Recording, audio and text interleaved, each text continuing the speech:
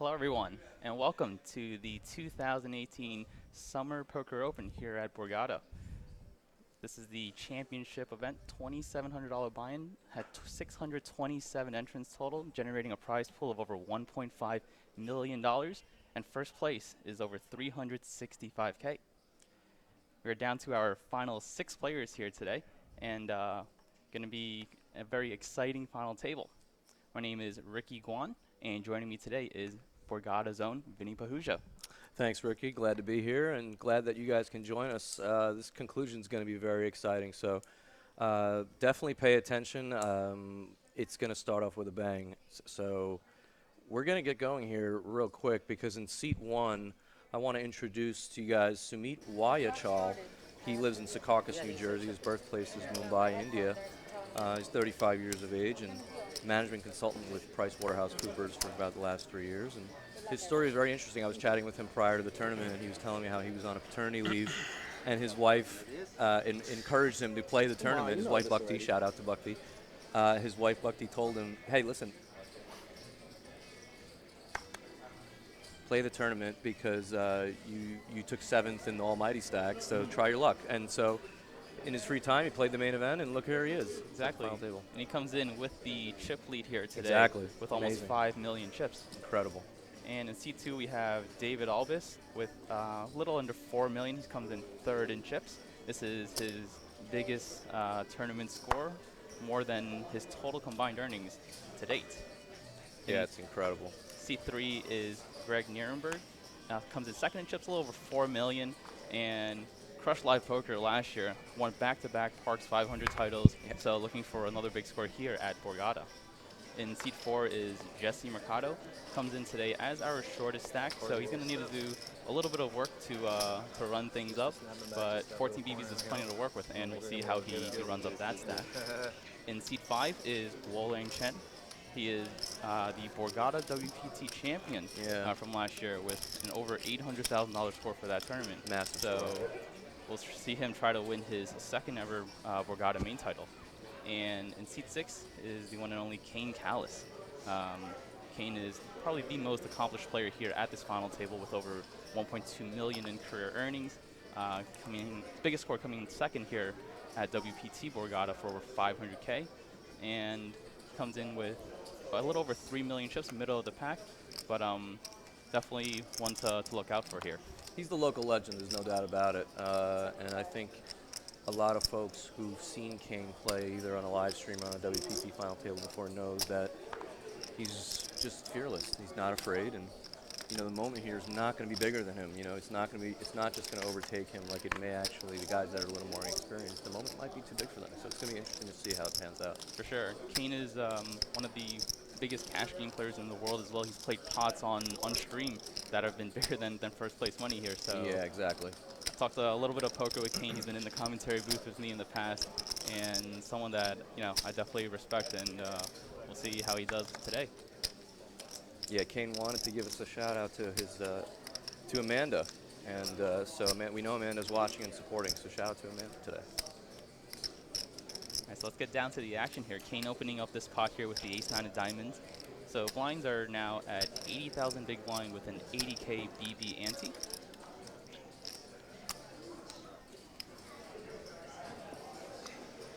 No gamble? No gamble, no future. Opening into close big blind there. That was his line yesterday, right? Yeah, the one thing I noticed, it just They weren't suited. these gentlemen prior to the They weren't restart suited, was how yeah. genuinely happy all these guys are to be I here. forgot what he said with the. They had a Mine lot of were fun suited. playing with each I'm other saying yours yesterday, even in weren't. a high pressure, high stress environment. And many of them had never played for this long before, and they were just enjoying it like it was a home game. That's multiple different people told me that today when I was just doing my brief interviews with them. So that was remarkable to hear in front of, before a very, very, very high intensity, high profile final table. Sure, and just after Kane took that pot down, he made a little funny remark. The whole table started laughing. So definitely trying to create some energy here at this final table, and kind of helps take a little bit of pressure off them, knowing that they're just here to have fun, and whatever money that they win today is going to be a bonus on top of the $69,000 that they've already locked up for 6th place. Absolutely.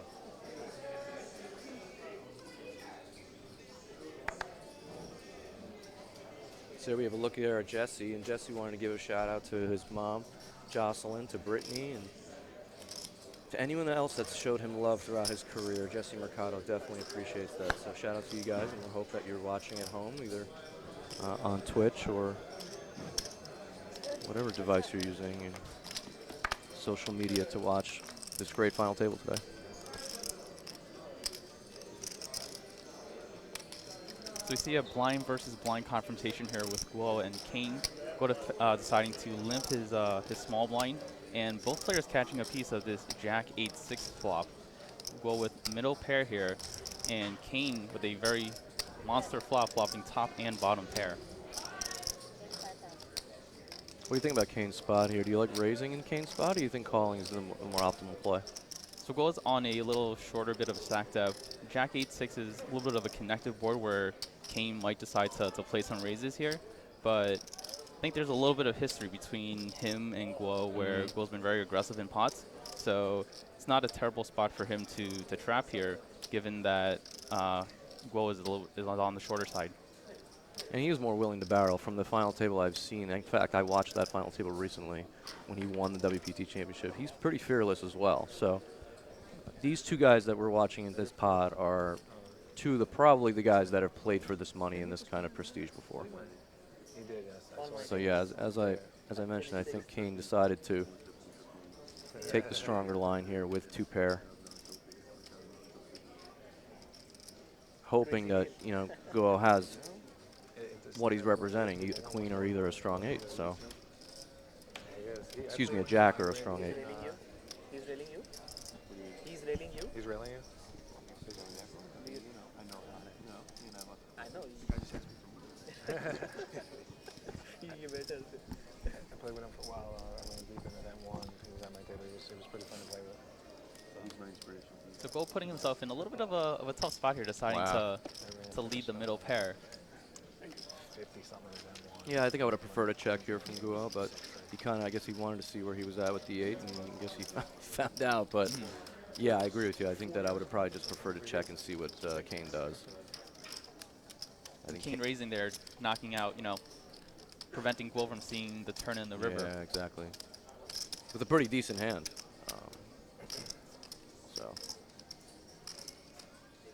So yeah, as you mentioned, Greg Nerenberg in the 3 seat, coming off, career year for him.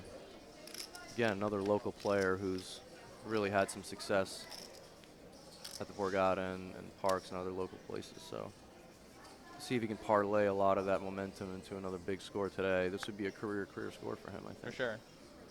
And in fact, any of the top 4 spots are probably career. What's Greg's career? His career earnings are 178,000, and I believe his career best score is. Yeah, he won Parks 500 main last year for 94K. His second biggest score was for 61K. So any result here would definitely be huge for him. So big action here. Jesse deciding to go with it with Queen 10 of Hearts. It looks like he will get looked up here by Kane in the small blind, waking up with a monster hand.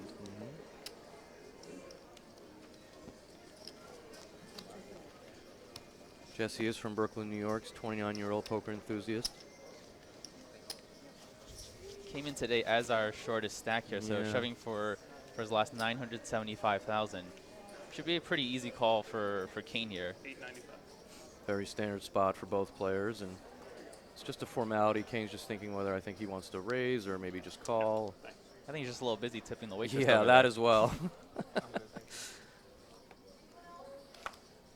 So yeah, so we know Jesse's previous biggest score was 35K online, 23K in a live circuit ring event. So this was a very big moment for him, and he's going to try to hit his 40% here. 2 live cards.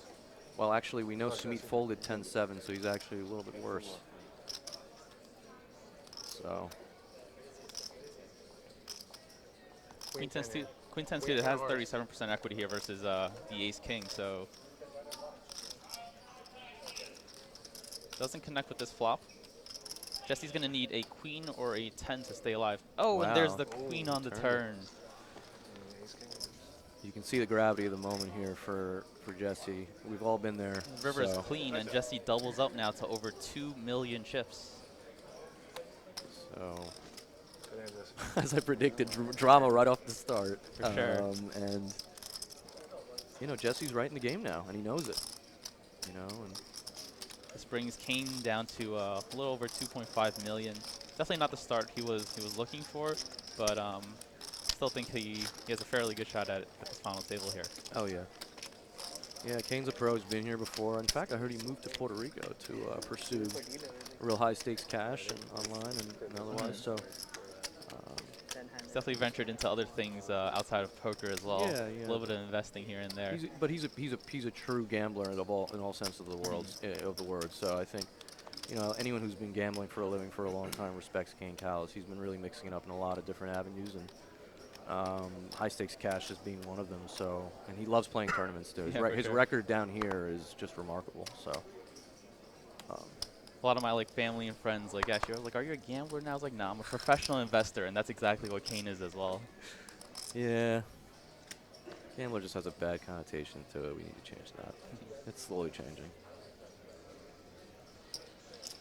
Kane very active at this final table so far, picking up some very good hands to go with. Yep. That was cool. Now opening this ace-9 on the button.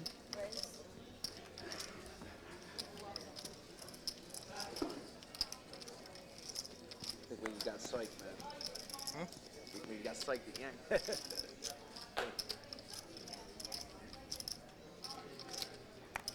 So David deciding to fold the hand that I think a lot of regulars would probably take a flop with. What do you think about the 10-4 of diamonds fold? Definitely, you know, enjoy peeling the suited combos more than the offsuit ones. 10-4, a little bit too strong in my opinion to be folding. Sure. But yeah, against Kane, who's going to Yeah. play very solid post flop, passing up on some of those marginal spots is, you know, going to be okay, especially since he is a little shorter than some of the chip leaders here at this table. Fair enough. Yeah, I think sometimes a lot of that's opponent dependent. You know, if someone like Kane's going to put you in some awful spots post with one pair, maybe you want to pass on the hand like 10-4 suited, you know. So I don't really mind that fold that much, but I think a lot of regulars would have, a lot of high stakes tournament players would have peeled there.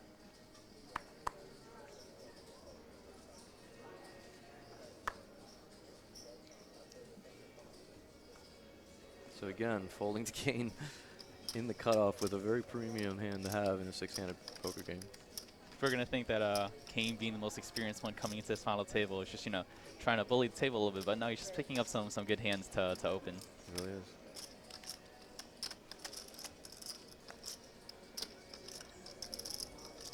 So as I said, Kane, you know, now living in San Juan, Puerto Rico, born in Philadelphia, Pennsylvania, 29 years old, considers himself an investor and a poker player for the last 10 years. Loves broadcasting, singing opera, bowling, tennis. Loves Las Vegas. Vegas Olympics, excuse me. About to say Las Vegas, but no. Vegas Olympics. So, Greg defending Jack 10 off, pretty standard.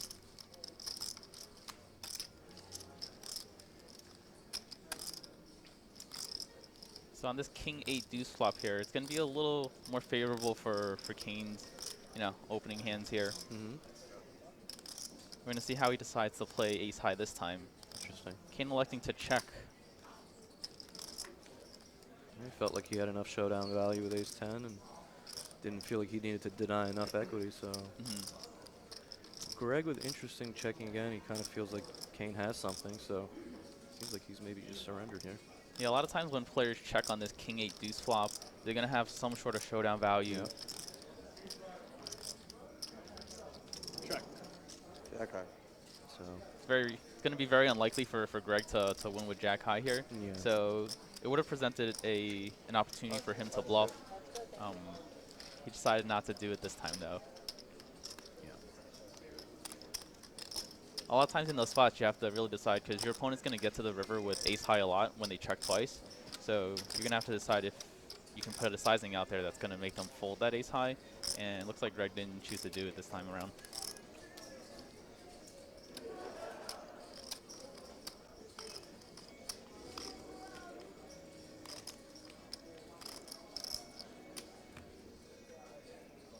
It's interesting. Kane's favorite game is actually deuce to 7 single draw.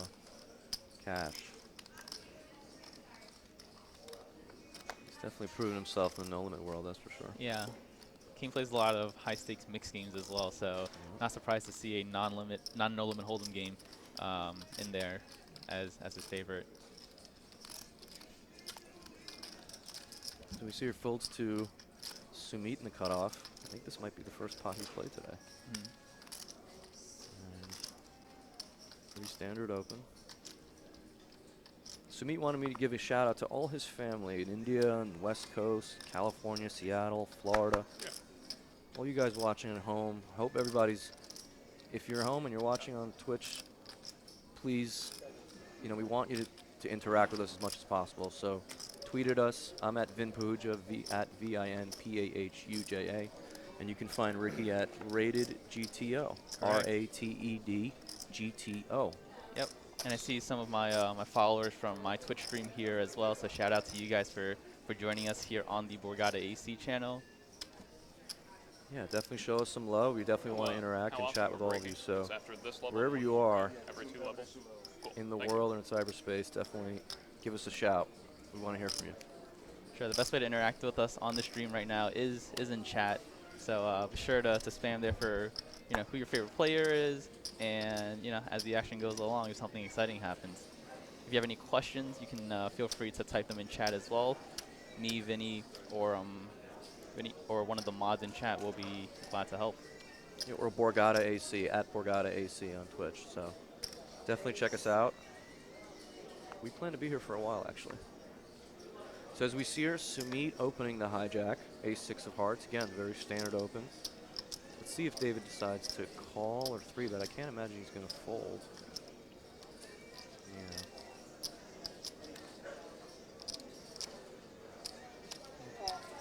Five's a pretty easy hand to play Yeah. here at this stacked up. You're gonna flop a set and try and go for some value, or if you don't, then Yeah, a lot of times you're gonna end up check folding. for sure. And you're in the cutoff, you have position, so if you feel like you want to bluff or do some other things with your hand besides flopping a set, you can do that as well.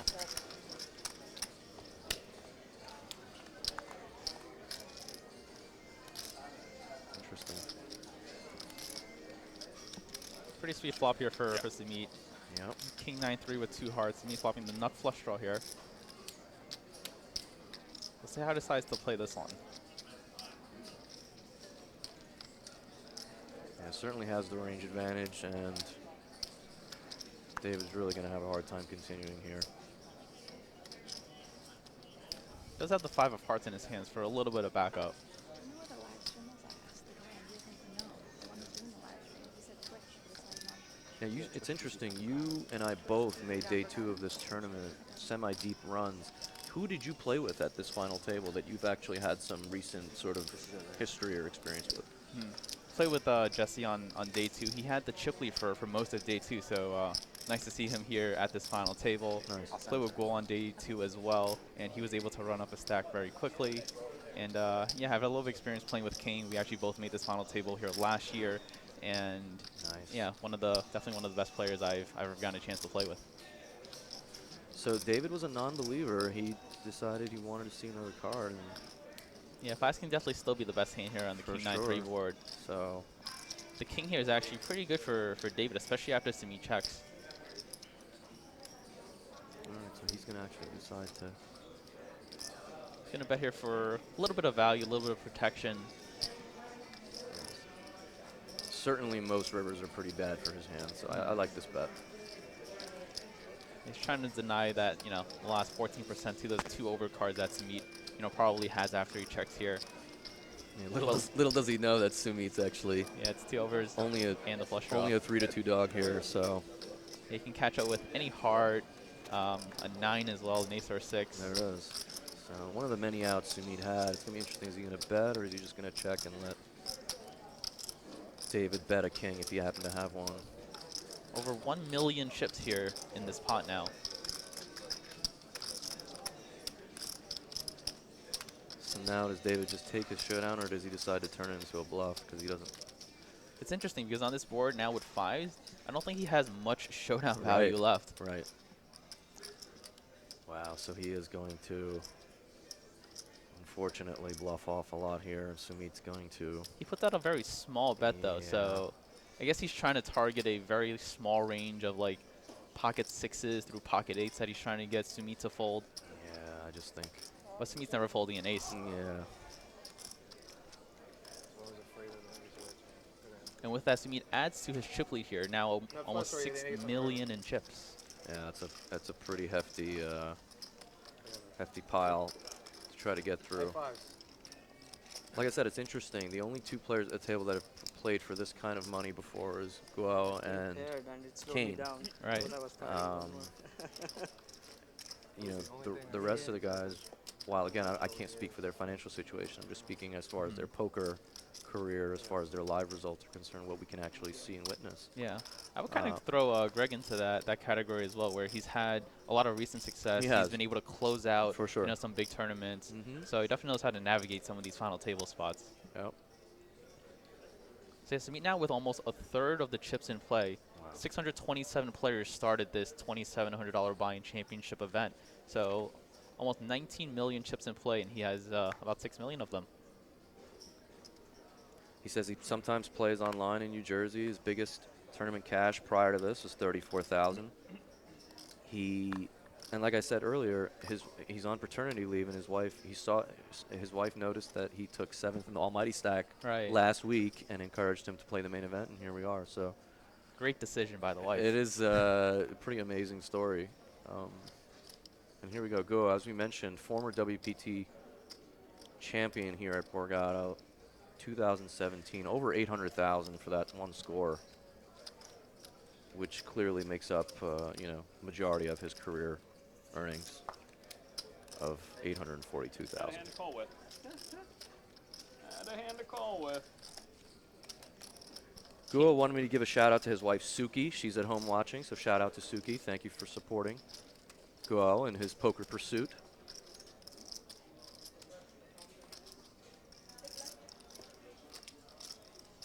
That final table is actually very entertaining that he won. There are some pretty incredible hands. I highly recommend anybody to watch that if you haven't seen it yet. Shout out to all of our friends in chat right here. Hello, Poker Goddess. Thanks for the shout out. Live stream does look great. Borgata production team puts on an awesome show here, and Vinny and I are glad to be a part of it. Yeah, it's fantastic. They really do a great job. And I'm proud to represent the team and proud to be here. It really is a pleasure. So we see here Greg opening the hijack. King 9 suited. Jesse just posturing here a little bit before he releases. And Sumeet has a very playable 8-9 suited, so we're going to at least see 3 is my guess.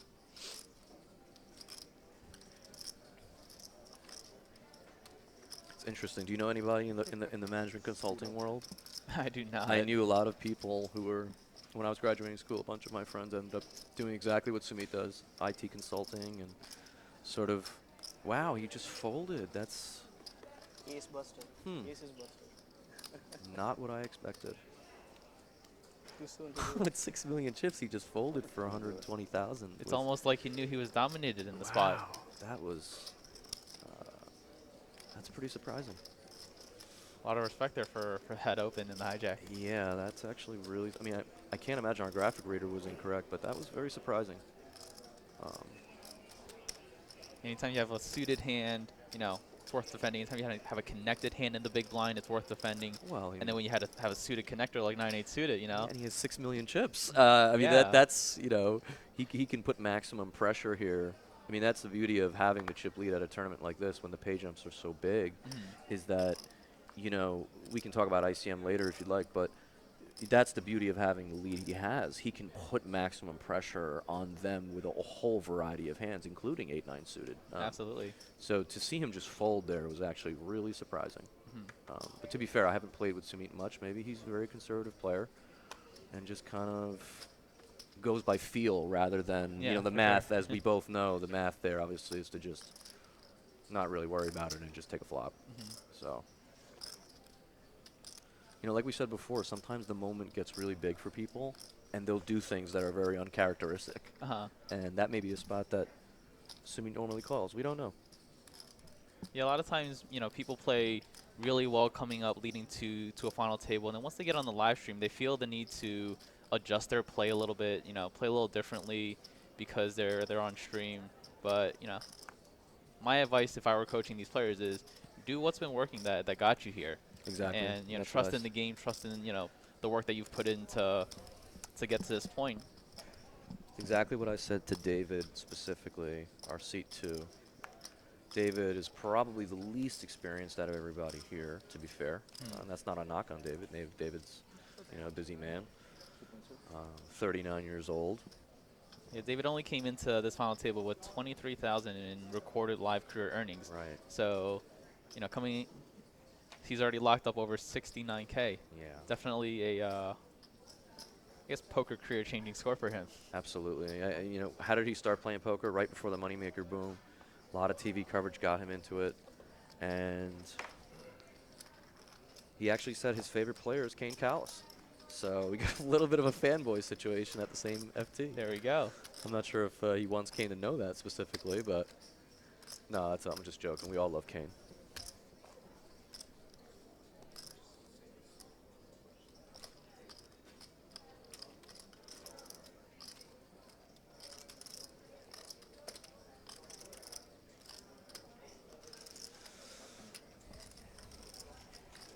So yeah, I said to David, there's gonna be a lot of people that are gonna be texting you and telling you about what you should do, what you shouldn't do. And I said to him, you know what, just enjoy it, because you just never know when you're gonna make another one of these major FTs. So just do it, like you said, do what got you here. Follow your instinct, whether it's a hero call, hero fold, or something else. Enjoy it. Enjoy the moment.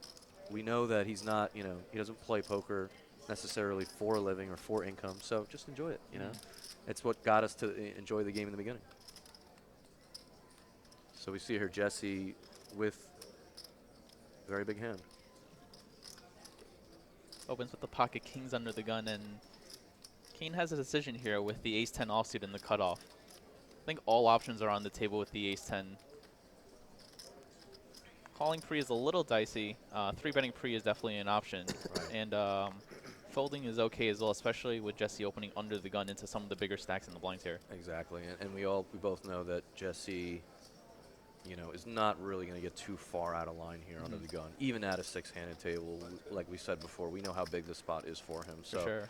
Kane may have taken that spot versus some other players, but I think versus Jesse decided to show a little more discretion and just let it go. And we see Greg folding the queen 10 there in the big blind. So I guess players are a little more cautious in defending their big blind so far, to start off the final table. But we'll see if that changes as we go along. Sure. Also, I think a lot of that has to do with who the player was, too. Again, Jesse opening under the gun. I think, again, I think that's a spot you and I both probably would have called with the queen 10 offsuit. But maybe it was just almost an uber amount of respect to what For sure. they think Jesse's range really is. We should also mention a little bit about the big blind ante that we're using here for this tournament structure. So currently the blinds are at 40K, 80K with a big blind ante of 80K. So a little bit bigger amount of dead money in the middle pre-flop compared to if we were using a normal ante structure. So it actually incentivizes the big blind to call a little wider. Exactly. And getting that slightly better price to peel. For sure. It's the big blind ante phenomena has really taken over the poker world, and I think we both probably speak for most players, recreational and professional, and just we want more tournaments to be big blind ante, and just the whole poker world to embrace it, because it just makes the game so much cleaner and easier. I think. For sure. The For dealers both love dealers, it. yeah. So it's a phenomenon that's really rightfully so taken over the poker world, and I'm happy to see that a lot of venues, tournament directors, associations, gaming companies just embracing it. So David here again with the pocket fives. It's like the second time we've seen him have the pocket fives, and unfortunately he lost the other one when Sumeet made the pair of aces on the river. So what do you think of this call here with pocket fives against Kane? I'm not in love with it, honestly. It's closer because of the stack depth yeah, that they're at. I think, yeah, I don't know. I just think the hand is so hard to play, but He is on the button though, yeah, so he is on the button, but he's going to have position post flop, and he knows that Kane is opening slightly wider than most players here, sure, as we can see here with the 8-6 suited. sure.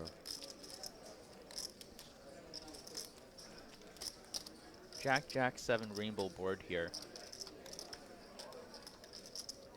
And Jesse takes the lead. Pretty commanding lead here on this flop. Flopping 2 pair. I expect him to check here. I guess he's considering leading here because he feels he wants to define their ranges a little bit and just he expects Kane to just continue with better and maybe fold some worse hands. And Yeah, pretty interesting lead here by Jesse. yeah, it looks like it's going to work. So wouldn't have been my default line, but maybe that, you know, maybe that's maybe it's something I should be considering more in that spot. I don't know, 3-4 ways. Was it 3 ways or 4 ways? 3 ways to the flop. Yeah, 3 ways to the flop. I mean, get yourself in some dicey spots if. We've definitely seen some calls. more leading from the blinds, you know, these days. That might not be a board that I particularly would myself do it on. Sure. But have seen, you know, quite a few players, some very good players as well, you know, lead from the blinds and, you know, deciding to put a little bit of pressure on the pre-flop raisers. For sure.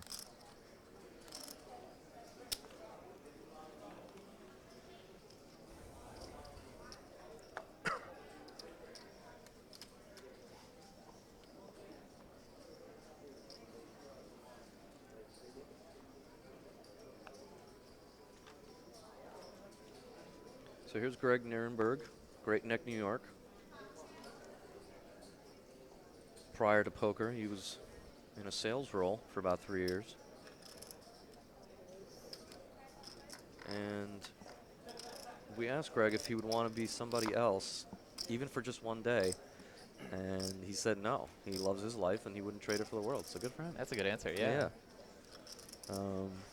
And he loves his life right now with the ace-king on the button. Absolutely, and he's going to get some action here. Jesse deciding to just get rid of the king-10, good discipline, and now Guo, I'm sure, is going to at least call. He might even raise. Yeah, Roland Chen here is now down to about 12 big blinds. Yeah, So we can very easily see this go in pre-flop. You can see he's actually wearing the beautiful Hublot watch he won as a result of that WPT championship. Not sure what the retail is on that watch, but it's very, very, very nice. It's quite a timepiece. I think Guo's going to go with it here. He might just call and decide to take a flop because he is suited. What do you think? Would you go with it here with 12 big blinds versus Greg? I think I would go with it here. Yeah, I think Greg is opening enough hands where Queen Jack suited is going to be doing very well against all of his opening hands. Right. Greg's going to raise fold a lot, and you just get to take the pot down pre. Exactly. I guess the lower variance route would be, you know, to just call here. Yeah, I don't know. This is going to be, okay, we'll see. Actually, I can't even say that it's a lower variance route. Yeah. Just, you know, it feels safer to It see a feels flop safer, but the truth is, you know, now again, it's like on this flop too, he feels like it's a decent flop for him, so what should he do? It's going to be interesting what he does decide to do, actually, or what Greg decides to do, because it's not a very good board for Greg. So, will he give Guo the free card, or will he decide to try to deny some equity?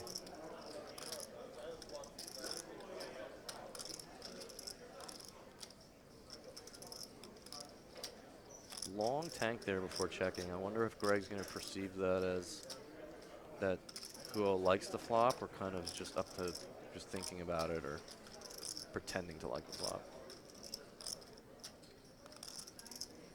See, this is what I mean by having, you're right, like it feels like the safer route. Let me call and see a flop, and if I don't hit it, I can just save my tournament or move on to the next hand. But the question is, when it does come 9-8-8, or when it does come ace queen something, or ace jack something, or king jack 4, what are you going to do, right? You're playing a guessing game. So unless Guo can be creative here and take an aggressive line, I don't know how he's, I mean, he could of course get there, but let's see. This is what makes poker really fun, is when. Yeah, so as you guys can see, Will does have 40% equity in this hand, but that's only if he gets to see both the turn and the river. Exactly right. And with, you know, almost $500,000 chips here in this pot, and only 800K behind. We're going to see how he decides to proceed in this spot. Guo has, again, wife Suki watching at home. He's got 2 kids. Says he loves poker. His previous biggest cash, as we said, is $789,000. And Deuce on the turn here doesn't help either player. yeah, it's going to be interesting to see what Greg does if Guo does check. Is he just going to put him in? Wow. He Okay. is. Interesting. Wow. So yeah, Guo still had 25% going to the river here, but he gets Wow. denied off that 25%. Yep. Interesting. By Greg putting him all in. Yep.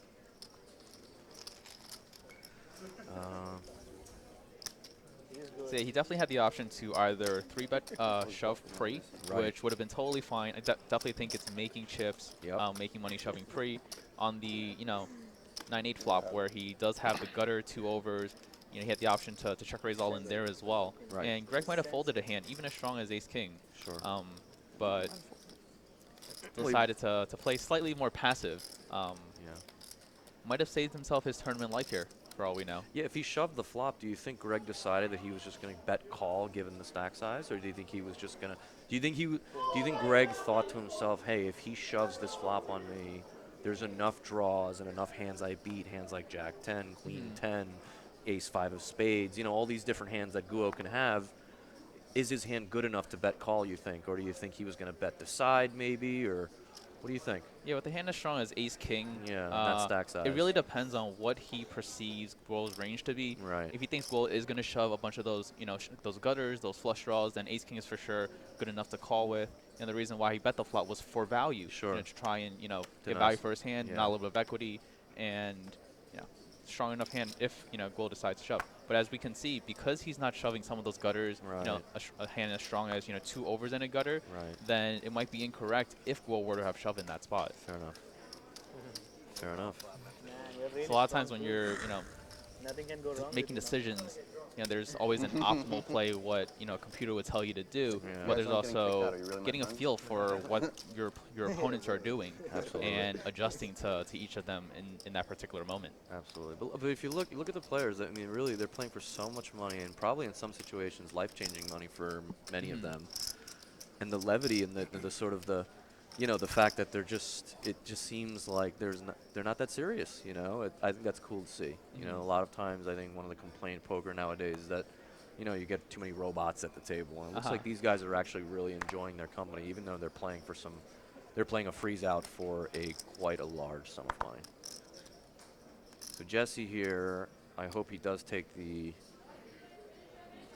approach and open this pot and not pass on this hand. Yeah. Oh wow, he does pass on the hand. Interesting. Okay. I mean, So if you knew that Sumeet was folding hands as strong as 9-8 suited in the big blind, yeah. he might be a little more willing to open a little wider there.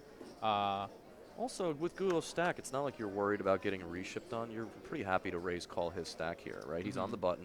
He could think you have a variety of hands here. Ace high, ace 5 is good enough to call. Right, for eight big Yeah, blinds. so Especially you have to commit like 2.2 to an open. Right. So I actually like this spot to open because you kind of take the spot away from Guo. Also, he's going to shove a hand like Queen 10 and Jack 10 and King Queen and all these other hands that you actually beat. So don't really love that fold there from Jesse. I think that was a pretty, if he thought about that a little bit longer, I think he knows that with his image, I don't think Kane's going to just all of a sudden mess with him, just because it's a good spot. A lot of guys get a little bit afraid, like, oh, it's Kane's big blind or Kane's small blind, he's going to mess with me. I mean, he's not always going to mess with you. Yeah, once in a while he'll pick on you a bit because that's what he should do, but yeah, I don't like that fold from Jesse there. I thought he could have at least min-raised there or 2.2x'd it and proceeded, Your hand's more than good enough. Saw that? Saw that? Uh-oh, maybe it was a card exposed. That's Yeah, not Jesse good. definitely looks like he's having a good time here, especially after that early double up. Oh, of course. Almost feels like he's free rolling after getting there with the Queen 10 against the Ace King of Kane. Absolutely. In fact, we asked Jesse what his style was, and you know what he said? He said, I like to get it in good / solid poker. So, listen, he didn't feel comfortable opening the ace 5. And again, we go back to what we said before. It's what got him here, right? I mean, playing that style suits him. and we shouldn't necessarily think it's a, bad or good thing. It's what got him here. So And we are on a live stream with a 30-minute delay, so I'm sure all these guys have someone watching at home giving them info 30 minutes later, where they're going to be able to use that and adjust to some of the opponents here based off of what they've seen in the first 30 minutes. absolutely. So it definitely adds a different dynamic to this final table compared to ones that aren't live streamed. Absolutely. Those of you in New Jersey, I just want to let you know there's another day left in the BorgataPoker.com 2500 Summer Poker Reload Bonus. If you use the reload code RELOAD718A, you will get up to $500 back on 100% up to $500 back as a reload bonus.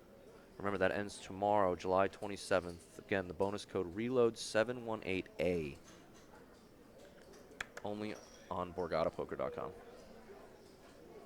And Vinny, you yourself play on BorgataPoker.com a lot, right? I do. It's great to be home. I was obviously out in Vegas for a bit during the summer grind, but now that I'm back, I definitely want to take part in a lot of these promos that are happening, and we'll get to some of those throughout the show today. But yeah, I'm glad to be back, and I know you've actually become more of a regular as well. You've sort of been showing up more recently as well, playing on the 3 different sites that we have access to here in Jersey. For sure. And I moved to New Jersey earlier this year. What part? About 20 minutes from Atlantic City here. Oh, I okay. wanted to be a little bit closer to my favorite casino here at Borgata, where they run 5 very big series throughout the year and also a bunch of smaller ones. So got a chance to be a little closer to the live poker that I want to play, Sure. and also to play online, like you said. BorgataPoker.com runs a bunch of different tournaments throughout the week, anywhere from free rolls to small buy-ins to $5 buy-ins up to 535s. Exactly. Yeah, every week. It's great. And it's been a lot of fun, since I've gotten here. Interesting spot. Didn't mean to interrupt you, excuse me, but here we go with Kane again with a premium hand, top 10 hand here in the cutoff with 9s. And Sumeet, instead of calling on the button, deciding to take a real aggressive. I'm actually surprised by this based on the way Sumeet's played. He's played a very passive, conservative style, and now he's decided to 3-bet the suited Broadway. So I can't imagine Kane not folding. It's whether or not he decides to 4-bet or flat. I think with Sumeet covering him, wow, Kane decides to just fold. That's pretty interesting. What do you think of that? I guess from what we've seen so far with Sumeet being a little bit on the tighter side, despite being the chip leader, he has a little bit of history there where he might think he's never 3-betting him light. Sure. Guo is really short right now with less than 10 big blinds. Fair enough. So there is a little bit more incentive for Kane to wait a little bit, not get involved. Sure. Wait for him to either bust or double up first and proceed from there. 9s is a very, very strong hand, though, and against anyone who's 3-betting balance there, has some 3-bet bluffs in their range, it's going to be kind of suicidal to fold the 9s. How deep was Kane there when he raised the 9s there in the cutoff? Kane had about 2.7 million before he started that hand, so a little over 30 big blinds. Interesting. It's pretty awkward. So yeah, which is why, as the chip leader, you can put on a lot of aggression and a lot of exactly pressure to those middling stacks. Exactly what I was saying before. It's good that maybe Kane knows that he folded the 8-9 suited before and the ace-9 and some of the other hands we've seen, and he just thought that he would never 3-bet a hand like queen-10 suited. Obviously, Kane's going to find out soon enough that he did. Right. And he had the best hand, but it was interesting to see Sumeet take that line there, and I guess maybe that's part of him mixing up his play. These guys may think that he's a little bit more conservative than he is, and he's just kind of randomizing when he decides to show that aggression. I think there is some validity sometimes to do that. In terms of just randomizing your aggression. I don't know. This has been a 4-day-long tournament, so over the last 3 days, he might have played with him a bunch and gotten some reads and known that he might have been on the tighter side. Sure. But it's nice to see him Sumeet put on the aggression there, knowing what the situation is, and putting a lot of pressure on Kane and his middling stack. Exactly. We asked Sumeet how he started playing poker, and he said that he got into it after watching Joe Cata win the main event. And those of you who follow poker or fans of poker or play poker, we saw what Joe Cata did this past summer. One of the most incredible things ever. For sure. In fact, I still, you play a lot of poker. I couldn't even believe that someone with his stature and his bankroll even jumped into the closer after getting 5th in the main. I would feel that you'd be so exhausted because there wasn't any break. People don't realize that there was no break Yeah. before, day, what was it, day 10 or day 11 or whatever it is. Yeah, so there wasn't any break between the last day of the main and the final table this year. So a little bit of a change from previous years. So definitely a lot of heart to jump right in there. And Joe's, was grinding out there. Joe Cato's grinding out there all summer. Had great results in the beginning and be able to close it out at the end. This is amazing to me to even just register the tournament and care enough to actually try to, want to compete more. Kind of shows you that, he either had some really big bracelet bets or he really just does love it more. I don't know. So here we go with Kane opening under the gun. Guo unfortunately has worst end of the deck here and he's going to let it go.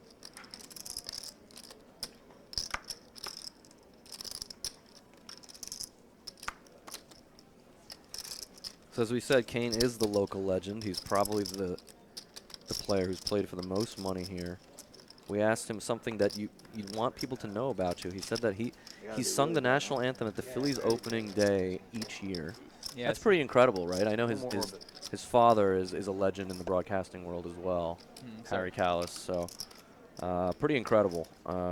Yeah, every year during Phillies opening day, he sings the national anthem. I know this past year he sang it right in front of his dad's statue. So there you go. Must be an awesome moment for him every time we get to be able to do that. Absolutely, it's amazing. He says he loves broadcasting, and we chatted with Kane prior to the FT. So we said, by any means, if for whatever reason his evening is interrupted short, he should definitely come by and say hello. So or if he wins, to come in for a winner's either interview. way, we want the fans want to see Kane. So we're gonna try to make the fans happy.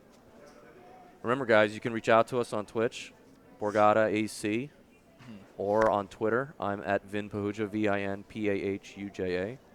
And Ricky, you can reach Ricky at Rated GTO, RATED GTO. Yep, I'm at Rated GTO on all social media platforms. I stream here on Twitch as well. Started doing that before Las Vegas, and going to be a lot of big things to come in the upcoming months here.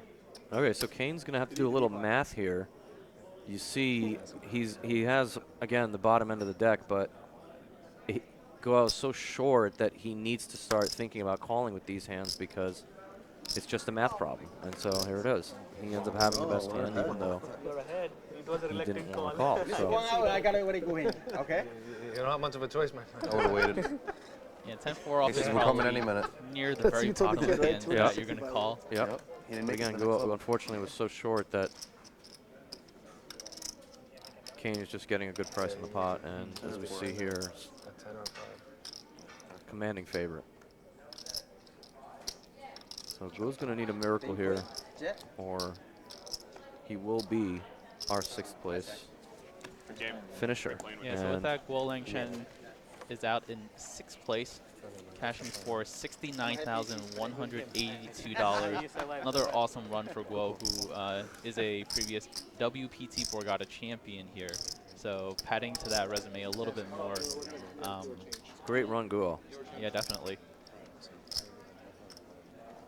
So we are down to 5, and again, we iterate that Kane definitely has the most experience here. It's very interesting. I've been playing this particular tournament. I was looking it up online before we started today just for some historical perspective or whatever when they started running this tournament, because here at the Borgata they have 2 WPTs. They have one in January and one in September. Right. And then around those they have these seasonal opens that they run, spring, summer, fall. And the culmination of those tend to be this 2,700 buy-in. Typically is $1 million guarantee. And when they started this tournament in 2008, Same suits? it was a $5,000 buy-in. And I don't remember if there was a guarantee or not. No. A little bit better. Through the years, and also that tournament was not held in July. It was held earlier. Like it would overlap the World Series. That's not bad. And so, of course, a lot of the people would be out in Vegas, and so they kind of moved it so that there wasn't that overlap. And so we just see the growth of the tournament, the change in the tournament. Last year, I think this is a record for this buy-in level. Last year they had 600 players. This year you said 626. 627, Yeah, 627. So I wonder if maybe some of that's the big blind ante phenomenon or not. Maybe there's a little bit more of a higher player attrition level. I'm not sure. And then Borgata Poker Online is able to, you're able to win your seat into this tournament. A lot of qualifiers on there. That's definitely feeding in some people. So many qualifiers, and And that's the best part. To be honest with you, that's the best part, even if you don't play poker professionally. If you're in the state of New Jersey at any point and you want to play in one of these big events, you should definitely check out BorgataPoker.com. There's so many great cheap satellites starting at $5 that are for all of our opening events. It's great. It should be in the middle. There you go. So all 5 players Yep. here now guaranteed $83,000. 3.6, Yeah, yeah. $83,000. Yep. Absolutely. Kane's had a little bit of a roller coaster chip draft here. Started the day with 3.3 million, went down a little bit. Now it's back to over 3 million again.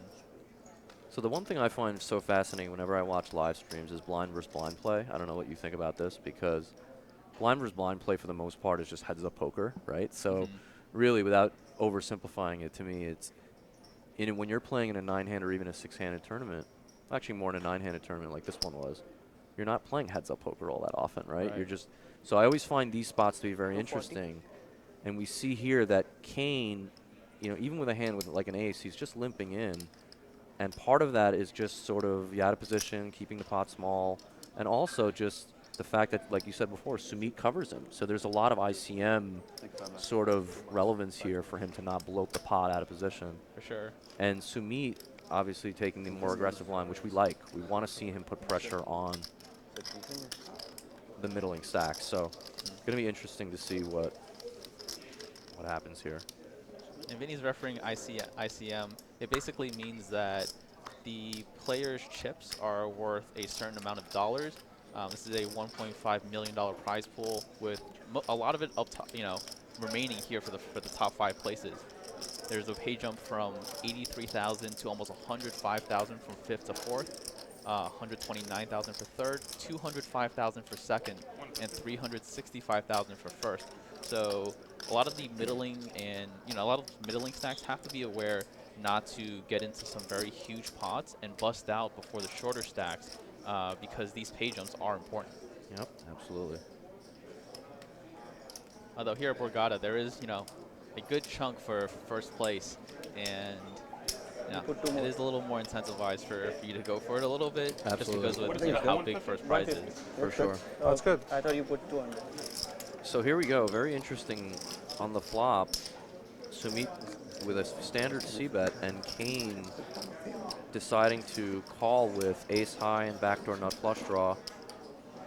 It's going to be interesting to see if Sumeet now decides that he has enough showdown value, or if he wants to bluff. He decides that he wants to see a river. And now Kane's pretty sure he doesn't have a king, so does he decide to... Oh, okay. I wasn't sure what was happening there. It threw me off for a second because I've never seen him do that before, but I guess they hadn't seen his cards. The reader didn't pick it up. Yeah, so in this pot, Kane decided to limp call the ISO from Sumeet pre-flop. Yep. Check call a very small sizing on the flop, and now I think gets to the river with one of his worst hands. The 10 completes a lot of the straight draws. He picks up a pair, a lot by the river if he doesn't have, if that didn't complete a lot of his straights. So I would like to see Kane bluff in this spot. Yep. And it's going to put a lot of pressure on Sumeet's under pairs, some better ace highs that Sumeet might have himself. Sure. And this is one of the worst hands that Kane's going to get to the river with. So Yeah, exactly. Yeah, generally speaking, when you do show up to the river with the bottom, very bottom of your range, something like this, you definitely want to... Well, this isn't the very bottom, but it's pretty close to it. But definitely want to consider bluffing with it to try to get hands like exactly this to fold. So, because it would be, Kane would be pretty disappointed if he decides to just let Sumeet showdown fours here. So this is obviously putting some pressure on him because he knows he's likely not going to win a showdown. So yeah, Kane is deciding to use a half pot sizing here. yeah, I might go a little bigger here, I think. What do you think? You like it? Yeah, definitely 2 options here. You can either go smaller. This is like one of the in-between sizings that I personally might not use. Yeah. I might go a little smaller and target, a very specific range, or bigger and put a lot of pressure on Sumeet's, 7s, maybe even 9x himself. So definitely interesting sizing by Kane, and Sumeet thinking about it here with his pocket fours. Yeah. He is getting he's getting a fairly good price. And he does make the call here, sniffing out the bluff by Kane. Pretty sick call. Man, this guy's good. Yeah.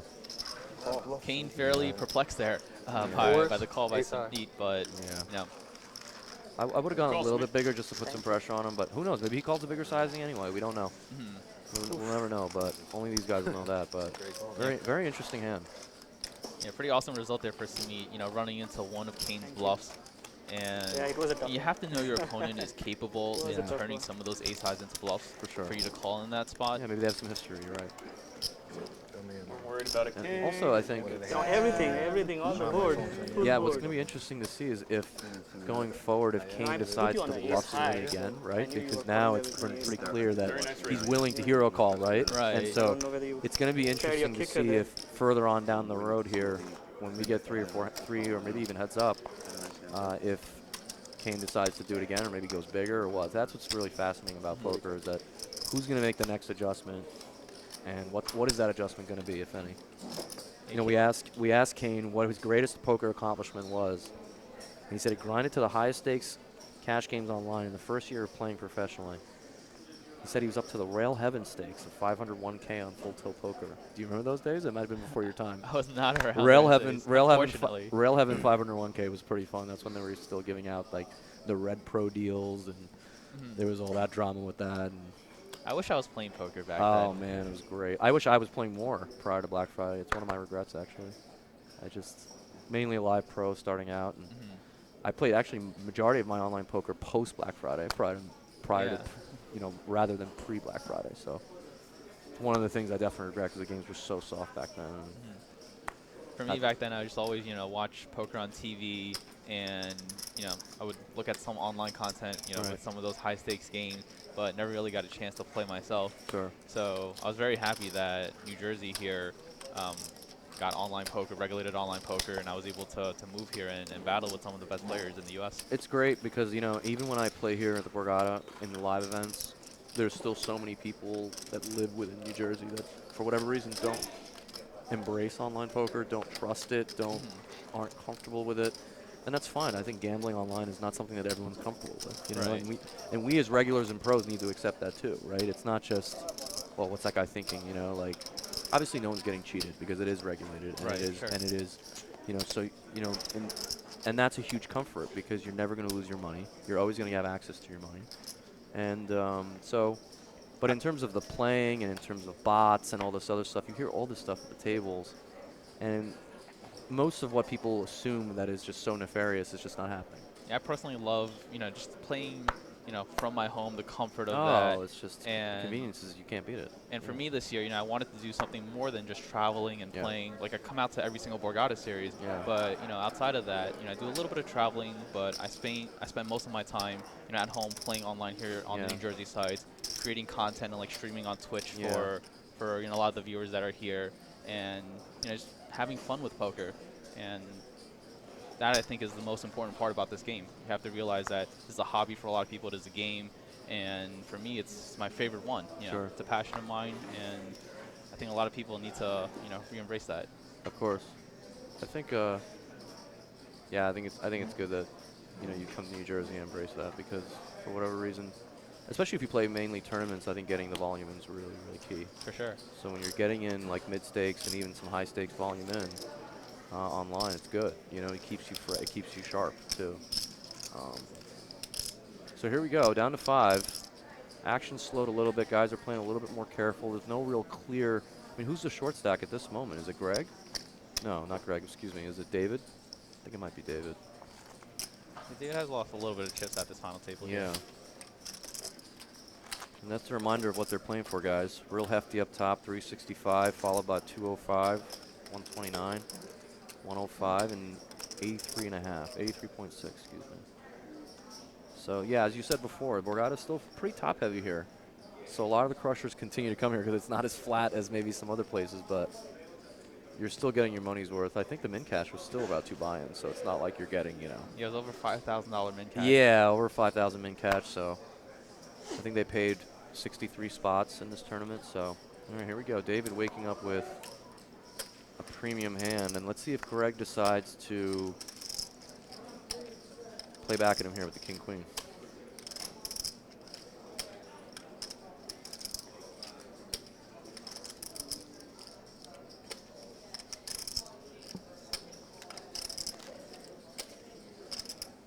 What would you personally do in this spot if you were Greg? Based on what I've seen and what I know about David, I might just call. I think we're deep enough to call, but you know, I think folding is just fine. I don't like 3-betting, so I guess 3-bet folding is fine. Yeah. It's I a guess- spot where you could put a lot of pressure on Yeah. him because he's pretty even stacked with both Jesse and Kane at the moment. Both Yeah. with a little, all three of them with a little more than 2 million chips. And he does block a lot of the good hands that he would have. Ace king, 2 queens, 2 kings. Unfortunately, he's dominated, but yeah, I think this is probably the better play. Oh, see, and now Jesse with a pair of 8s is in a really horrible spot, and given who he's dealing with on the button, he's probably just going to let it go. Yeah, so Wow, really good fold there by Jesse in the Yeah. big blind, getting away from this spot. yeah, I think a lot of it has to do with who the original opener is and who, you know, him still 3-betting. So pretty sure David's just going to go with this, and we'll probably move on to the next hand. Would you ever just call here? All in? Oh, if I'm you had the queens. David, probably not. No, I don't think so. No, I don't think so. I think we have the perfect stack for it. We have roughly almost exactly 30 bigs. It's fine. Yeah. Sounds good. I think our hands are just a little bit too good, you know. And as we see, Greg was just kind of messing around. Yeah, went up and it's setting.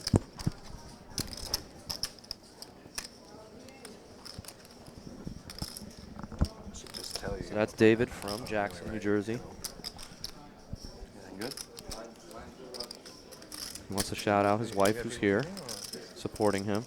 His career earnings 23,000. So again, this is a huge spot for David. He's been playing poker for 15 years. No experience online. And he's just trying to enjoy the moment, which he definitely is. So all these guys are really enjoying the moment. It's good to see. Where are they going? 1,500. Fold. Shout out to the Borgata Live team here, Tab, Vinny, and the rest of the guys. They do a great job running these series. It feels like we're here every 2 weeks or something. So, at least I am anyway. Pizza, yeah, 2.6. Yeah, the chips think I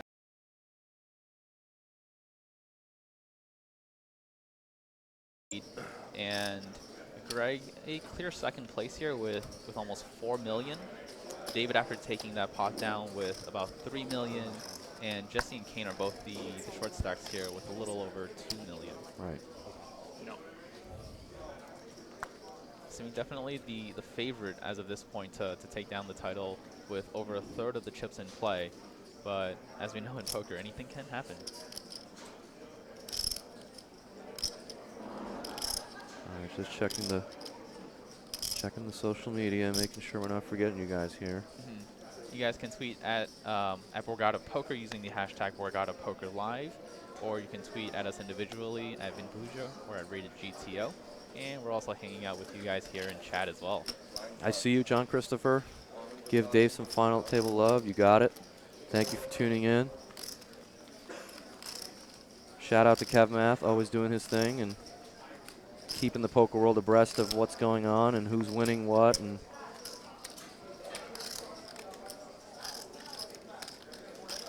so, real local feel to this final table. It's great to see.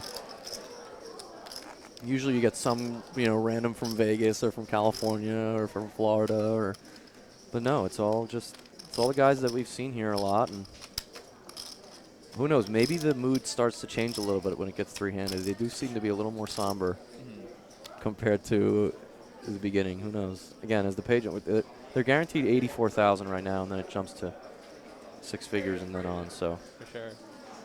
Anytime you can lock up a 6-figure score, it's definitely something to be, right. Little butterflies when you play for that much money. Exactly. I'd really like to see Jesse. So Jesse's in a decent spot here. I think Kane's going to start. Kane knows that Jesse's been playing real solid. I'd really like to see Jesse kind of open it up here a little bit.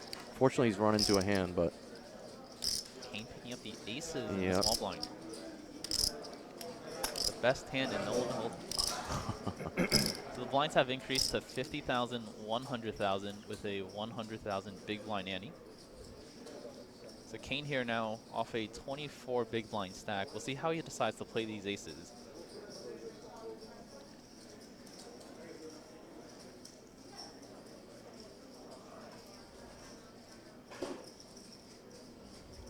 Jesse with a pretty strong hand here, opening a button, and unfortunate to run into Kane's aces here. Yeah, it is. But what we've seen from Jesse, though, I think he's probably just going to let it go. He really hasn't gotten too far out of line. And just given his solid nature, I think that Kane is just going to take the approach of 3-betting versus, you know, trapping or something, and assuming he has a wide range, which he doesn't. But so, unfortunately, he doesn't have a hand that's probably good enough to continue. Or maybe he calls. I doubt it, though. Not on that stack, though. King with a 3-bet here, and King Queen offsuit put in a very, very tough spot. Yeah. So if Kane has a lot of bluffs, you know, in his 3-bet range, then King Queen definitely worth either peeling or just shoving all in at this stack depth. Yeah. And it really comes down to what he perceives of Kane and this current situation. It's funny, right? Because you and I in this spot with King Queen might play the hand differently than sure. Jesse would, and rightfully so, right? That's the beauty of poker, though. Yeah, everyone is entitled to making their own decision here. So he is going to call. Okay. Oh, maybe not. He just wants to see what he's working with here. And like you said, he only started the hand with right around 20 big. So if he thinks that Kane is messing around, well, he wants to see a flop. Okay. Interesting. Definitely can't fault him for that. You know, when you flop a king or a queen, you're very often going to have top pair in this spot. Kane's 3-bet range is also very interesting as well, because if he has a hand like ace queen or you know, ace jack, he himself might have just 3-bet jam pre. Yep. So we still where we gotta be. Pretty interesting flop here. Kane still with the aces and now the nut flush draw, and Jesse flopping the open ender here on the jack 10-5 all spade board. Kane elects to check here, and what do you think of his check? I'm a big fan of this check. You know, a lot of these, you know, he has the ace of spades in his hand, so he's not worried about, you know, protecting his hand or anything like that. Fair enough. And you know, Jesse's going to have a lot of suited hands that peel here on the button. So you'd have to be a little wary of what Jesse has. But Jesse has king queen and doesn't have a spade. If he has a queen with a spade, he might just put it in and be in really bad shape. Obviously, he's in bad shape regardless. So he does put it in here. Kane, you know, perfectly trapping in this spot with the aces. Yeah, he induced it. Turns the spade, and Jesse is eliminated in 5th place for $83,626. Nice hand, Kane. Congratulations to Jesse Mercado here. So we're 3-betting with aces now, huh? That's what we're doing? Kane is doing all the dirty work. That's what we're doing, huh? 29-year-old from Brooklyn is going to go home, $84,000 rich. Great performance here. Obviously, you'd probably want this last hand back, but it makes sense. Kane played it real tricky. Everybody got 6 figures now? Decided to let him semi-bluff, and unfortunately, he had very few outs. Chop it for away. We'll make more than I think we have 1 now, right? Nice work, man. Nice work. Thank you. Yeah, you're right. Love the way Kane decided to play this hand. Right. And can't fault Jesse here at all. You know, he's going to think that Kane has a lot of weaker hands when he checks on this board.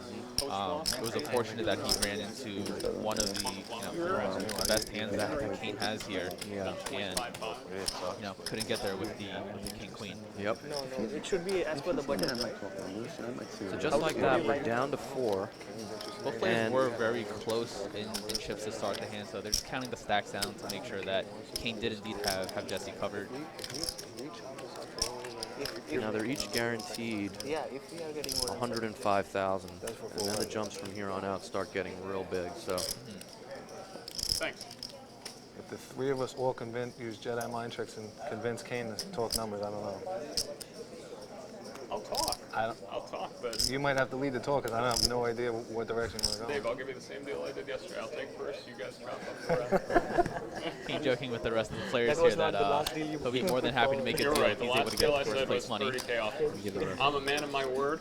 What was the last deal you said? The last deal I took was 30K off first is what I told Sumeet yesterday when I was short stacked. So All right, you're moving, and you're moving off a Right now little. with a lot more chips to work with here, I'm a man of my chipping word. up to almost 5 million chips. Noble of Getting, us. getting a little closer to Sumeet, and you know, having 50 big blinds for I'm not a saying I player wouldn't look, of but Kane's caliber, he's going to be able to do a lot to navigate this final Listen, table. he got a big stack. He's not going to be that afraid of battling got a big with the stack. chip leader, because he himself can put a big dent into Sumeet's stack if they tangle. So I'm not sure. He's the one you got to worry about. He wants We to asked beat me Kane outright. when we started He to needs to play redeem poker, his he said, spread. Greg is the Greg's not man. gonna be $20 happy home if game tournament he with gives me friends. deals. He needs to. He knows how to do it. What's We the asked bad him what deal? his Drop playing you a style bad was, deal. and he What said do it's you generally want? What do you want theory-based, more? I know you want that or trophy more. GTO, as we like to say. Yes, you said you never won a Depends tournament on here. I the know you table. want that. That's true. I haven't won one here. Let's play. Let's play. And then we Let's asked him, bust what him would you and do we'll if you figure it won out. the event for $365,000? And he said he would invest in the U.S. stock Is it market. one So big Kane number? was pretty bullish. I'm sure I can give you a little Four. stocks. We could spread out a little, right? Okay. Square I was up the big. here. I was the big. So he gets. So David's got to be loving this. As we said move, before, but you still Kane's have to use previous I'm still high gonna score, use I this believe, one, was is this good? They said 500,000 you can use any for box. second in the Borgata WPT in 2015. yeah, so he's Right, been in look, this you can spot use any before. A box. lot of Exactly. experience. A lot of Is that right? experience. And so as we said earlier, we have two guys that have made, I'm using the and same one but player that who was- won the that's fine, WPT Borgata, Guo Chen, right. who was unfortunately our Thank sixth you. place finisher. And now Kane, 100, who's finished second in that event, the September How much do you flagship, have, Dave? for I have over $500,000, is here with a great shot at winning 365,000. 0.7 minus my So two yeah, this in there. event, this Started with 2.9, but $2,700 then- buy-in championship 2.7. event started with 627 players, generating a prize pool of over $1.5 million. We're down to our Yeah, close final to six, four right, Ken? here. All players are now Question. guaranteed $104,913. Yeah, just The shy next of pay five, jump but- is to $129,240, and first place is a little bit over $365K. Okay, so Kane deciding to fold the button with the 10-6 off. I love it. Pretty standard. And Sumeet waking up with a premium. Gotta imagine he's gonna raise it based on what we've seen so far. And David's probably, of the remaining four, would you say he's the most conservative player left? Probably, right? It's interesting because the final table so far has been pretty short.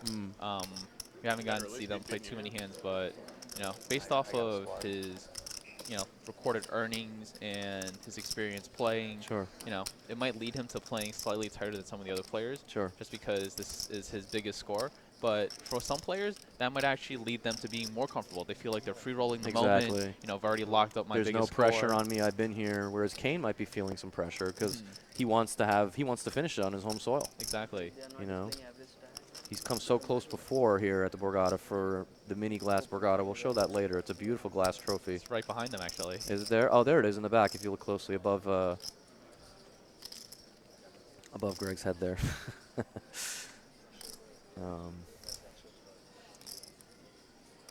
So here we go. Kane with another premium.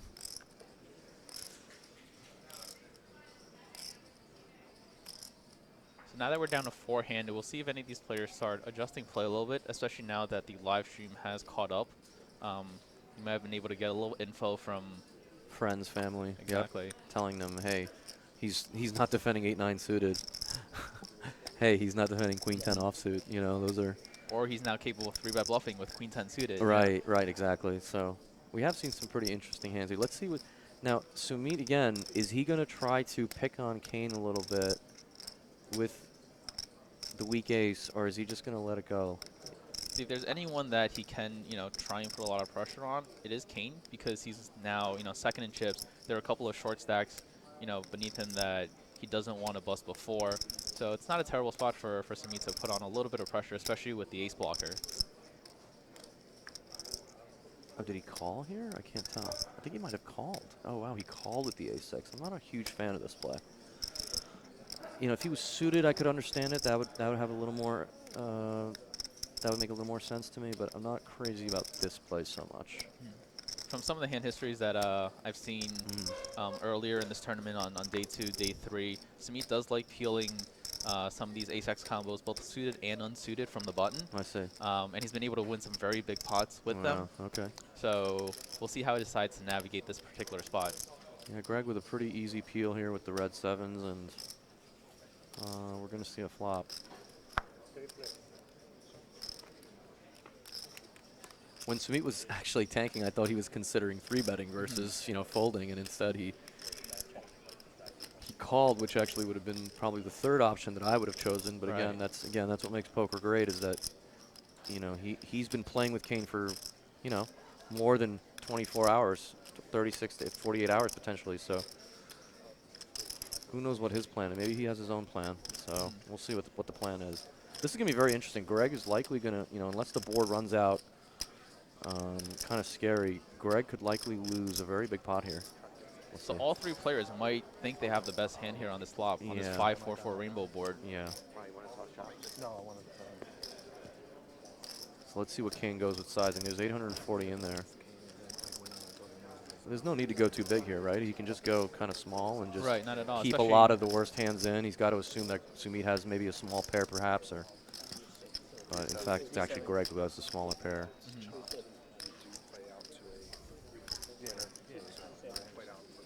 Kane does decide to bet for value here. A bet of 370,000 into this pot. And Sumeet with some options here. He does have ace high, a backdoor straight draw. So we'll see how he decides to proceed here. He does have to also worry about Greg behind, who, you know, can connect with this board in some way out of the big blind. Yeah, I like this bet from Kane too. A little less than half. It's what he would do with all of his bluffs as well, so. Sumeet decides to call here. Yeah, And now so like, Greg's in a sort of peculiar spot. really He has to worry about both players' ranges. yeah. Kane, when he bets here into, you know, a cold caller and Wow. the blind, is going to have a pretty strong hand a lot of the time. And Sumeet calling here, you know,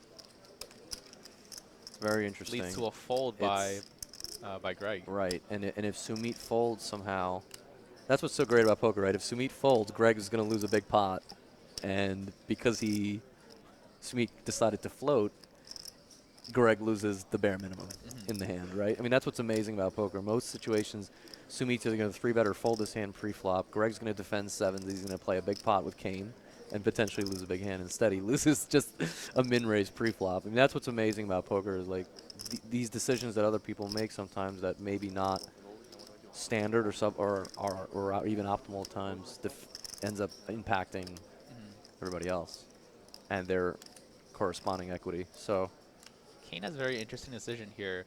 Now that Sumeet has called this flop, yeah, it looks like he has a small pair. So I like this bet from Kane to just maybe Sumeet gets stubborn, but I think Sumeet will just let it go. But it's interesting. That was Sumeet's plan pre-flop. He decided to just float a lot of the flops. He's probably seen Kane do this with some bluffs, so maybe he just thinks that ace high is good. so there's already 1.5 million in the middle. Yeah.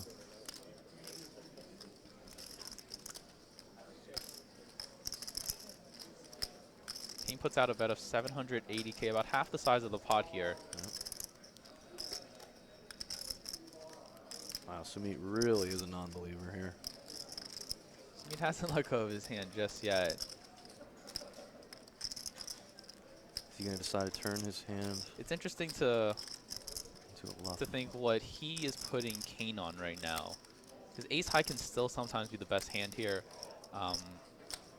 Having a 6 in your hand isn't great because you do block some of Kane's bluffs, Yeah, such 6, as 8, the 6, 7-6 and the 8-6 hands that Kane decided to open and decided to double barrel here. Yeah.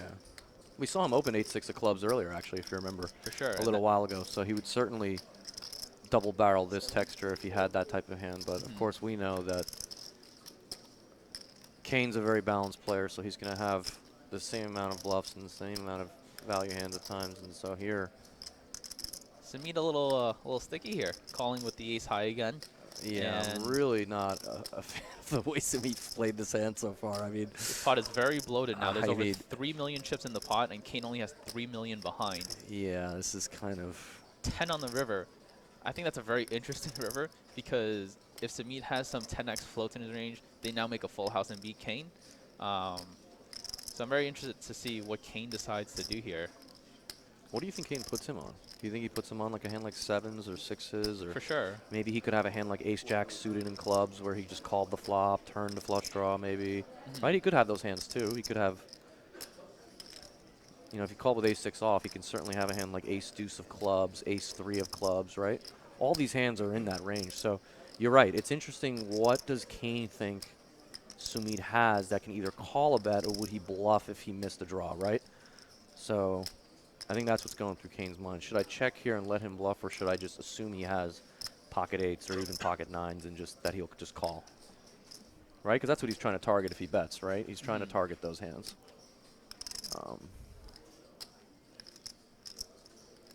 Kane's starting to reach for chips here. He has just a little over pot behind. So if he does decide to bet, it'll be interesting what sizing he uses. A large stack of those Bumblebee 100K chips. Gotta love the bumblebees. Yeah, Borgata has some of the. I personally think it's my favorite chip set. You know, in all of poker. The 5K blues, the 25K watermelons, and the 100K bumblebees. Looks like Kane decided to put a large stack of them in there. I've only played with bumblebees once. It's a good I'm feeling. always jealous when they come out because they're always nice and clean. They're not as like cruddy and gross like the other chips that we always play with. It's funny as you start getting deeper and deeper in some of these bigger tournaments, even like the World Series of Poker main event. You go deep into that, the chips get bigger and bigger and more clean because no one's used them. People haven't used them as much. It's funny.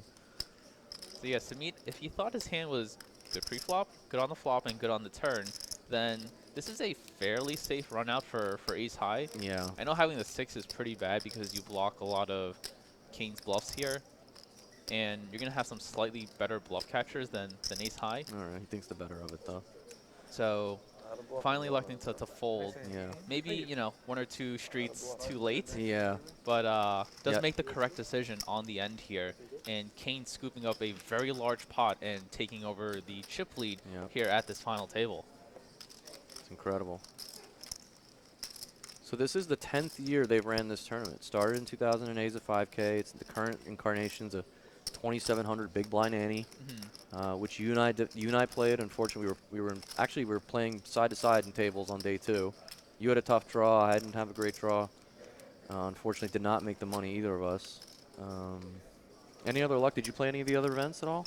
No, I came here straight from Las Vegas, after the main event. So came here for the 6 max and the main. 2 of my favorite tournaments. Yeah. When I make my poker schedules throughout the year, those are, 2 events that I definitely put on there and make sure not to miss. For sure. And, throughout the year, I'm here for basically the entire Borgata series.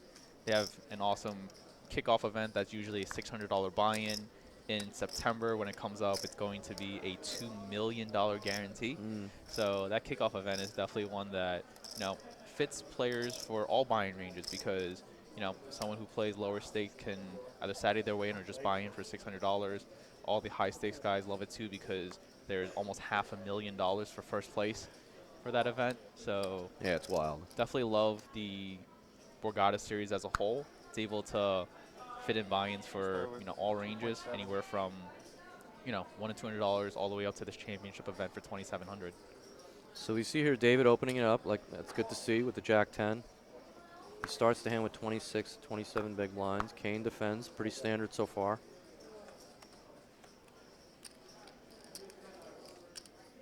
Well, does David decide to bluff at it or just surrender?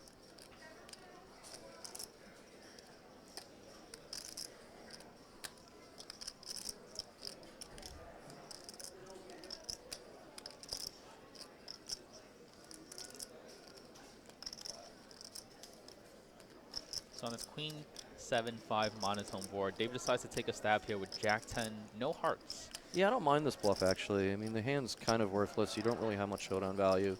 It's one of those one-and-done hands. Yeah, exactly. Why not take one stab at it? I mean, we know Kane has a set. He's never folding. But what does Kane do with a pair of 4s? What does he do with a pair of 3s? What does he do with, even 6s that are in a bad spot? So I don't mind this play from David. He's taking one shot at it, hoping that, Kane doesn't have a hand to continue with. Unfortunately, for him, we know that he certainly will. So David started the hand with, about 26, I think, 26 bigs. Yeah.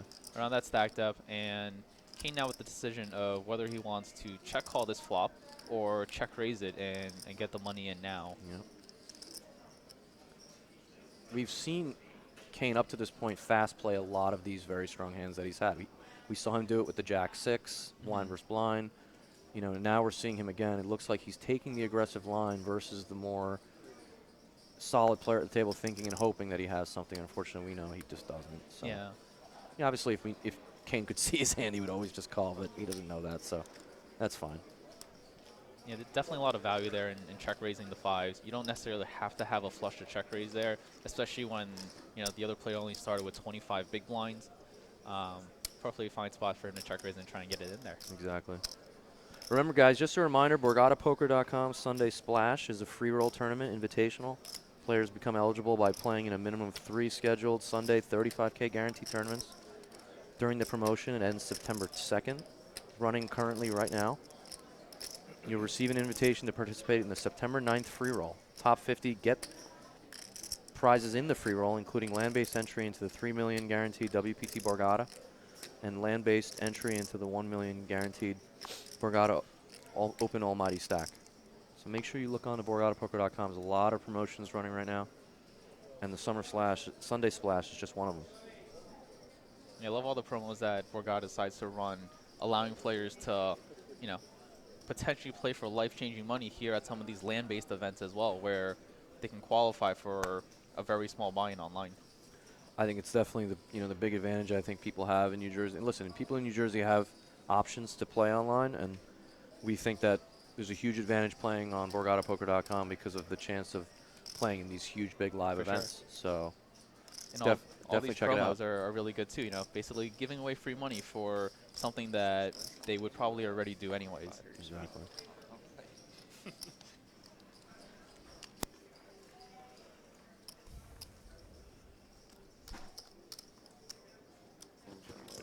So you got to think that Kane at this moment, given his seat and given his stacks, got to be the betting favorite here. For sure.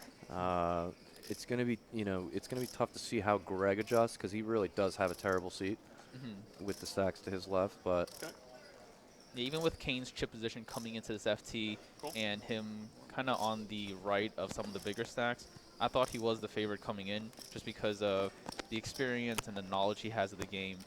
And ran a little poorly right out of the gate, but now definitely increasing his stack and holding a slight chip lead. Good job.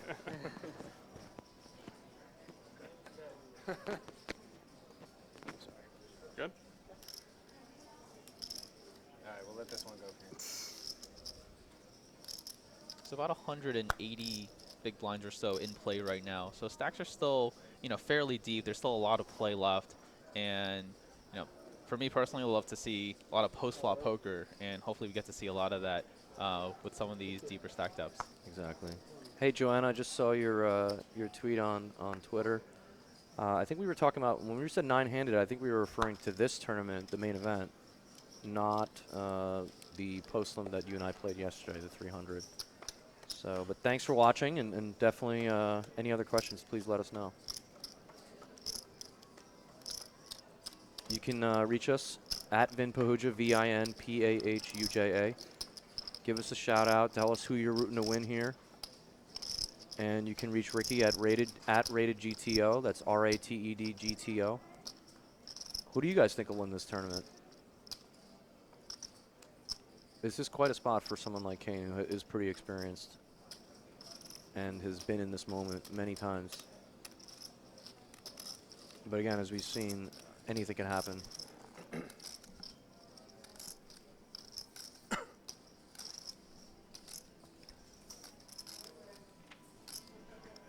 Guys, remember, if you want to reload money online on BorgataPoker.com, use the code RELOAD718A. That expires tomorrow. Get 100% up to $500 back. Shout out to our mods in chat right now who are helping out, especially Ghost of M here. If you guys have any questions, you can use the commands !payouts, !commentators, players, and you get all the info for today's final table, and you get some links to our social media as well.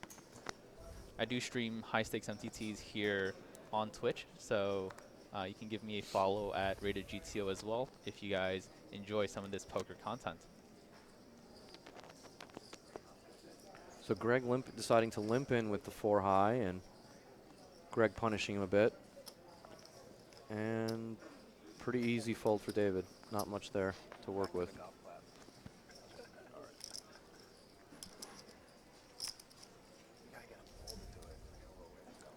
You think Kane is getting some updates of some hands that maybe he got the Queen 10 of Hearts 3-bet For sure. I think when he had the 9s? Kane is definitely one of those guys who's going to get as much info as he knows For to sure. maximize on these spots. 100%.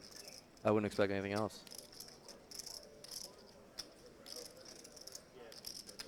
I didn't see him out much out in summer. Was he out in Vegas the whole time? I was looking at his Hendon earlier. It looked like he cashed in one World Series event. So I don't think he played a full schedule. I could be wrong. Like Kane said, he's no longer a full-time professional poker player. Exactly. He's moved on to other things. Yeah. And I know Kane participated in the there's another World Series that goes on in Vegas during the Vegas summer. Olympics. Exactly. He loves the Vegas Olympics. And for everyone out there, that's one where there's a bunch of games that go on, such as, like badminton, pool, ping pong, just a whole variety of sports and games that all the poker players decide to compete in. Yep. And Kane is a big supporter of that. I think he won that a couple years ago, too. Oh, wow. Okay. So he's an athlete as well. Great. For sure. So here we go. Sumeet raising it up under the gun. Four-handed poker game. Very standard. And now David with 23.3 bigs. Now, is Sumeet going to call? That's the question. 2.1. Oh, well, it looks like Kane might have a decision as well. And the blue. And the blue. We haven't exactly seen his cards yet, but oh, wow. What a spot. This is going to be pretty interesting. I would imagine that Kane is going to shove and let Sumeet fold. Of course. 170. Maybe. Probably. Yeah, from these positions, Everyone, I got 4 different people. pretty easy get it in here for Kane. He could play some traps here with the ace-king, but with only 52 big blinds effective with Sumeet here, and David already shoving for 23 bigs. Yeah, like a shove. Pretty easy to just get in here. You're never calling and then folding anyways. Yeah. So you kind of just want to put all the hands that you want to continue with into a jam range. Yeah, and I think the thing is Kane has to think about what David does this with, and obviously, as you said before, David being the most inexperienced player, wow, he did decide to just call, and Sumeet insta-folded the ace-queen without even question. So Jack's in a pretty good spot here. We know an ace is already folded, so not really a classic coin flip, and he's a bigger favorite now. Deuce. And huge double for David. Again, David's the gentleman with 23,000 in live career earnings. So this is quite a moment for him in his poker pursuit. And we know his wife is here. He's got 2 kids. He said he's been playing poker for 15 years. We had each other's outs. Yeah, huge flip here for David. A lot of times in tournament spots, it can come down to coolers like this where a top 5% hand goes up against another one, and it's off to the races. What a swings. What swings. That's what I just told you 2 minutes So a lot of equity in that pot as well for Kane. If Kane had won that pot, it would have put him to the, over the 9 million mark, Would right? have been the commanding chip leader. Commanding leader, 3-handed. Another pay jump. Right. So. But now we're still 4-handed, Right. and a lot of the stacks have evened up. Yep. Both he, David, and Sumeet have around 5 million chips. So pretty even final table here as we continue that on. coin flip changes everything. It really does. Yeah. So let's see what happens. It can change right back, but Yeah, all 4 players are actually pretty even right now. So right. going to be interesting to see what proceeds from here. And we saw them earlier kind of mention some deal-making stuff, and now David, maybe let's see if he approaches Kane again. But again, I think at this point we're gonna see how this develops.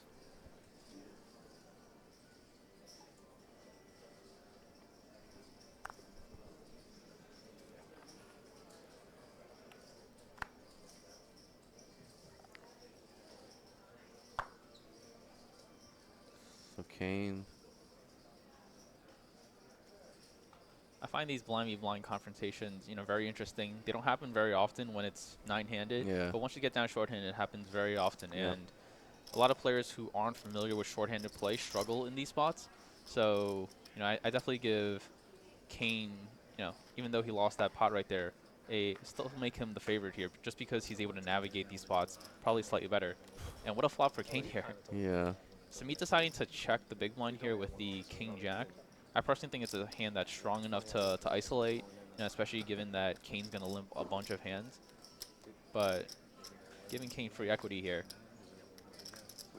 Wow. Interesting card here on the turn. So Kane with the nut low, but he has a straight flush draw to go along with this. Sumeet now turning a pair, two pair, with kings and threes with the ace kicker. Yeah, we're going to certainly see a bet and a call here, I think, at the minimum. And we'll see how Kane decides to play the river. What sizing would you use here if you were to bet? Wow, he decided to go very big. There's only 300 in there, and it looked like he bet over the pot, if I saw that correctly. He did. He bet 500 into 300, so pretty interesting. We know that Sumeet's going to definitely call. So the reason for this bet is Kane's just putting on a lot of pressure to basically Sumeet's entire range. He expects a 3 to, bet on the flop. He expects a lot of ace x and good king x to bet on to ISO pre-flop. So now there's 1.3 million in the middle after Kane overbets the turn. Right. And ends up on the river with 4 high. Right. So given what he did on the turn, I expect him to probably bet pretty big here. But let's see. He might just decide to surrender. Yeah, and he Kane does. actually plays the board here, so there's no way he can win this pot. Right. He just thinks that Sumeet's range is too much of an, king X and some trapped 3X type hands and the occasional ace, but probably not. Yeah. I think he can discount an ace pretty highly, but. It would have been interesting to see Kane decide to bluff the river here and put a lot of pressure on a king X hand like Sumeet has. Yeah. But he. I like his decision there. I don't think that. I don't think Sumeet was ever folding a king? I don't think so. Based on what we've seen from him today, he's been pretty stubborn in these kind of spots, especially blind versus blind. So I just don't see it. Because like you said, you'd expect Kane to raise most of his good aces pre. So it's not like Sumeet's going to give him any kind of ace, really. Kane does, I expect him to have a very balanced pre-flop limping Yeah, range he here. limped early with ace-3 off, but I don't know if Sumeet's necessarily going to just give him credit for an ace there. I think he would have called if... And honestly, Sumeet might not have a better hand there by the river than a king. Yeah. So he might be forced to call a bunch of them. Exactly. Someone who was playing like this, and it's just some random person came up with an idea of a run it twice tournament. You get one chip, and you can only use it once in a tournament. Just so you guys know, the Borgata Poker Open is coming up in September, the 4th to the 21st. The main event is the WPT 3500 from September 16th to the 21st. The schedule is going to be up in the next few days or weeks, so stay tuned to BorgataPoker.com for that. And you can already book your hotel rooms for as low as $95 per night for that upcoming series.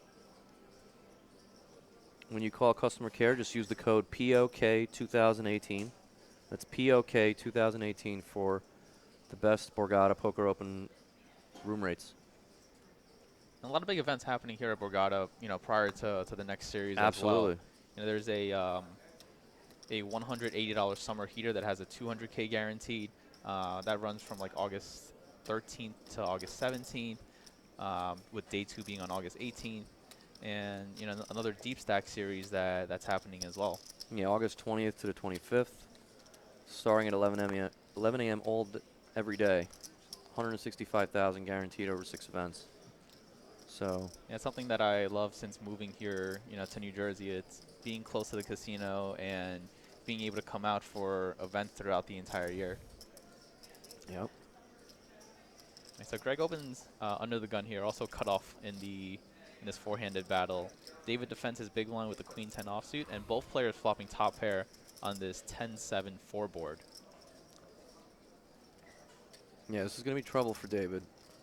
I hope that he decides to just call the flop and keep it small, and it looks like that's what he decides to do.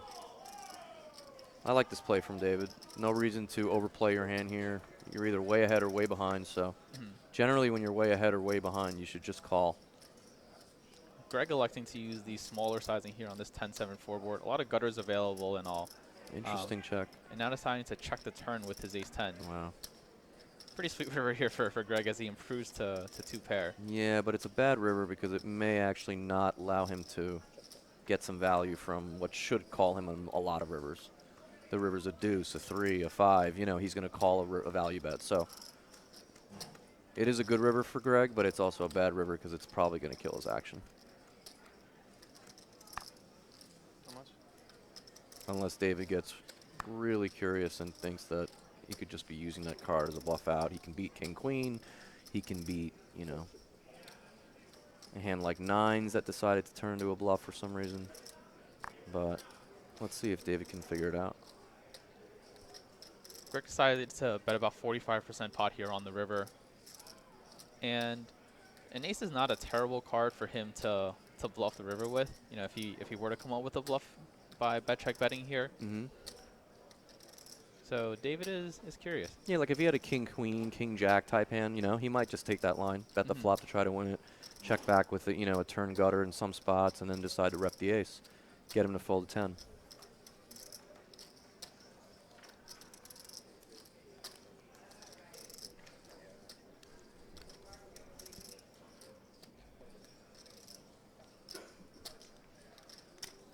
In an hour. So what do you think? You think David's going to figure it out, or you think he'll get stubborn and think that Greg does have some bluffs? I mean, Greg could have some bluffs, let's be honest. He could have For sure. 6s, he could have 5s, he could have, you know, 9s sometime. I think 9s probably checks back the river, however, but he could have some hands that decide that, you know what, I can't beat a 10. Let me try to get a 10 to fold. So Yeah, it's a tough spot for David. It is. I like that he's thinking about it. I like that he's not just giving him credit for an ace, but unfortunately in this hand, it did improve Greg. Good fold. It's tough. That's a tough spot. I could definitely see some situations where I call there versus Greg when I know that he's capable of bluffing for sure. Ace is such a good card for Greg, though, you know, because a lot of It his is. ace highs that For check sure. the turn now 100%. make top pair on the river. Absolutely. So Well, it's a tough spot for David, it is. But yeah, he comes to the right conclusion and we continue four-handed. I didn't want the ace, to be honest. I wanted like a deuce. I figured I'd get some money on a king 10.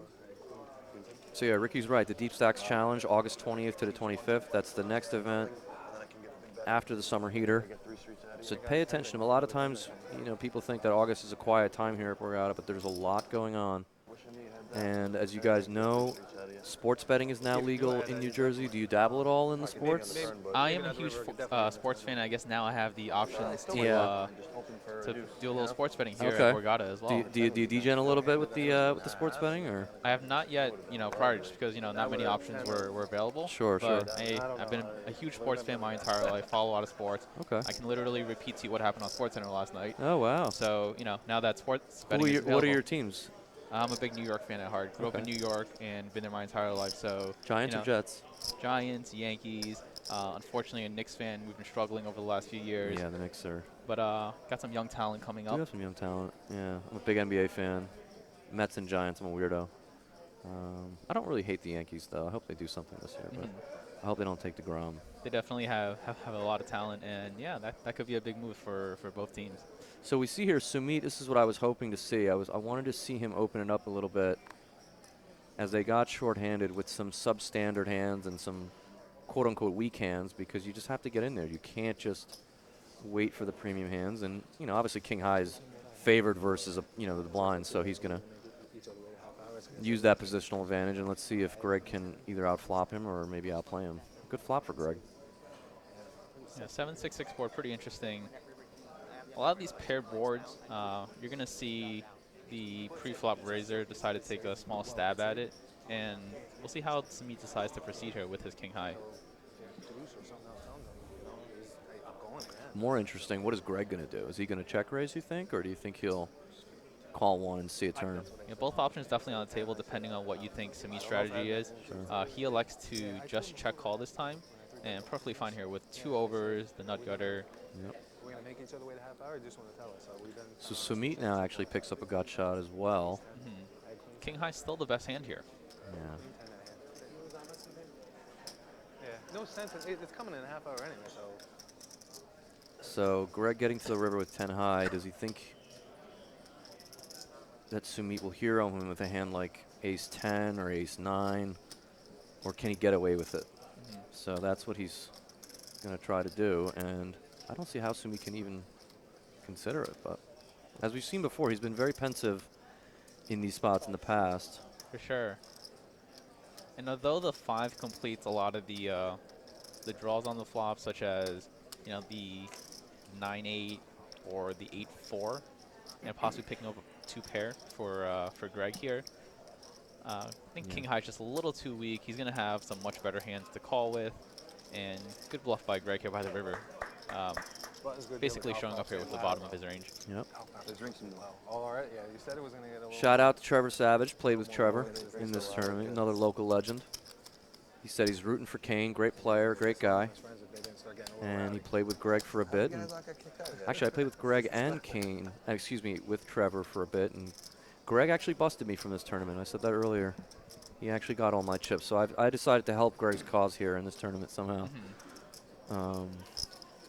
You usually like to see whoever you give your chips to. It's funny, end up right? winning the tournament. Yeah, if the guy's a good guy, you definitely like to see that. If one of them, maybe you, maybe you spite them just a little bit and hope that maybe they don't get so far. But no, these guys have been a lot of fun to watch and talk to. Shout out to all of our viewers as well. Jay in Jersey asks, is this live or a replay? So the stream is on a 30-minute delay, but we are actually watching it in real time and giving real-time commentary with you. So we don't know, anything that happened before you guys do. Yeah, no spoilers. I haven't even checked the blog or anything. So this is all real for us. First time we're seeing it along with you. Hello, Dennis Duran. Thanks for the kind words. So Sumeet opening under the gun again, standard 2.5x with the ace jack. Huge hand in a four-handed poker game, and Kane just defending the big blind with ace-4 clubs. What? Thanks.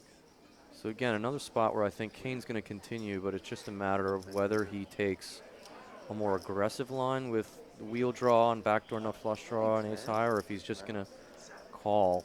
I mean, ace-4 is the best hand a lot here, so I could see him just calling, right? What do you think? Do you think it's good enough to just call? I think so. For sure. Yeah, I would assume he just calls here, but A lot of these spots that are close between two different options, it really comes down to what you think your opponents are doing. If Sumeet's going to c-bet a hand like ace-jack and fold a lot of the time, then it might be good to put in a check raise. You're able to get a better hand than yours to fold immediately, and even if you do get called, then you have a lot of equity against it. No, on the turn I just wanted to check that hope for a deuce. I think he's going to pay. Kane decides to just check call this time. 6 of hearts on the turn. So we've seen Sumeet take a lot of the stab flop line and then check turn. We haven't seen him double barrel that much, to be honest. Yeah, this is not a great turn for Sumeet. Kane's No, going to it's pick up not. a lot of equity with the hands he continues with. And a lot of his gutters have either gotten there with a pair or the straight.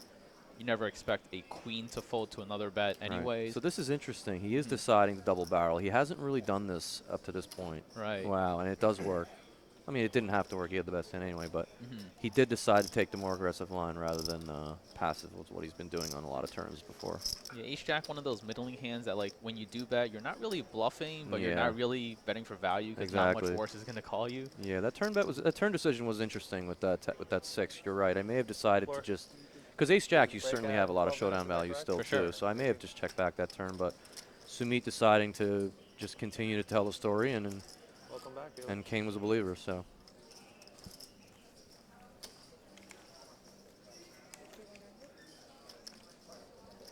What's your plan next? Are you just going to stick around here for a bit and grind on online? And so yeah, after traveling for a little bit, I will be here in New Jersey for the next month or two until the next Mercado series. Okay. I'll be streaming a lot more on Twitch and creating content for all the fans out there. So expect some big things to come.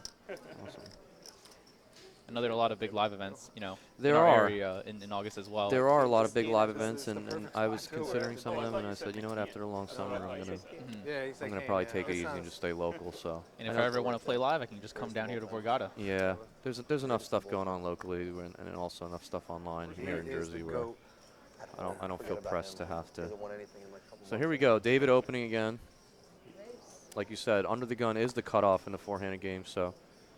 Pretty easy open with the ace-10. And remember, we saw Sumeet fold 8-9 of diamonds earlier. This is offsuit 10-8, but I would hope that he starts defending these type of hands going forward. We know he's dominated here, but yeah, see, he's been folding a lot of these hands, and I think You got a rail here, David? What's that? You got a rail here? I think if the players, you know, people. are able to get a little more info on White this, is they'll there, start some- picking on his some big blind a other little more. I don't know. I mean, again, I think it's the player. I think if someone else opened there, he may have called, but because it was David, he gave him a little bit more respect, and he did. Listen, he happened to be dominated, so. Both times, actually. Yeah, listen, I don't want to be results oriented, but you're right. Both times he definitely did make a great fold, but a lot of these hands, I think, with the stack size he has and the player he's dealing with, You want me to just tell you? You want to keep I think it's fine to take a flop and put some pressure on them on him post. And I'm 39. 39. Especially for someone like David, who's just not going to barrel him as often as maybe someone else would, So. King with another ace here on the button. Certainly going to open. Yep, easy open for Kane.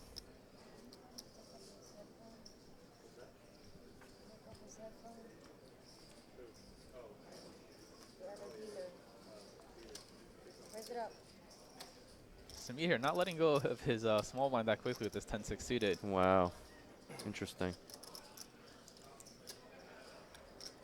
Oh, okay. For some reason, I thought he called. So David, I definitely expect will defend, and we'll see a flop. Queen 9 suited definitely strong enough. Yep. Any suited queen, in the matter of fact. He has 45 big blinds. He covers Kane. So even though Kane is the dangerous player, when you cover the player in question, you definitely want to play a few pots with them because you can put a lot of pressure on them. And like we said, we talked about ICM. Kane can go bust in this hand. David cannot. So that's really important when you're playing tournament poker, especially four-handed. And we have to know that the BB ante is still in effect. They're four-handed now, but they're putting in a full big blind ante. Yeah. So their price to call in the big blind is still pretty good. Very good.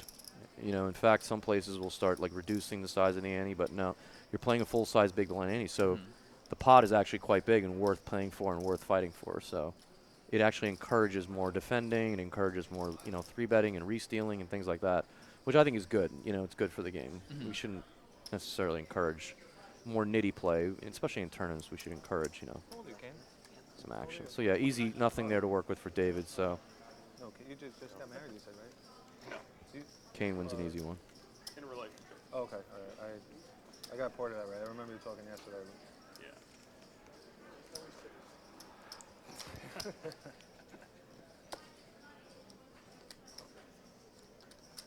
Thanks for all of you guys for tuning in. This is the $2,700 Borgata Summer Poker Open main event.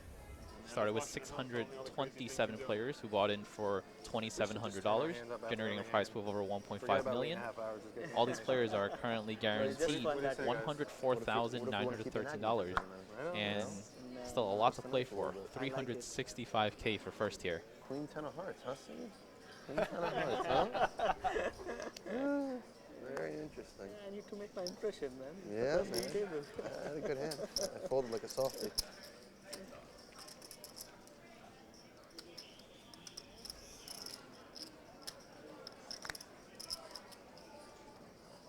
So a lot of times in these type of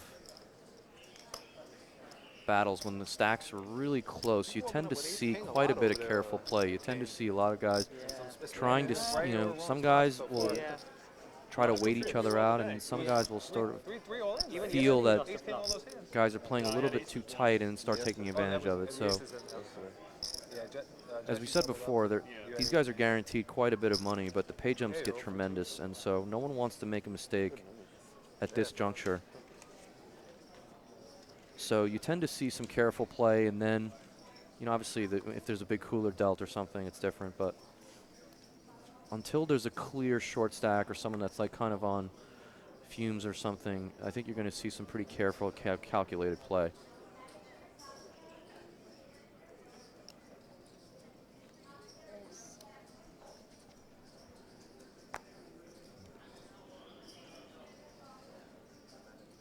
Oh, it's this one. I have to kick it over for you so you can see it.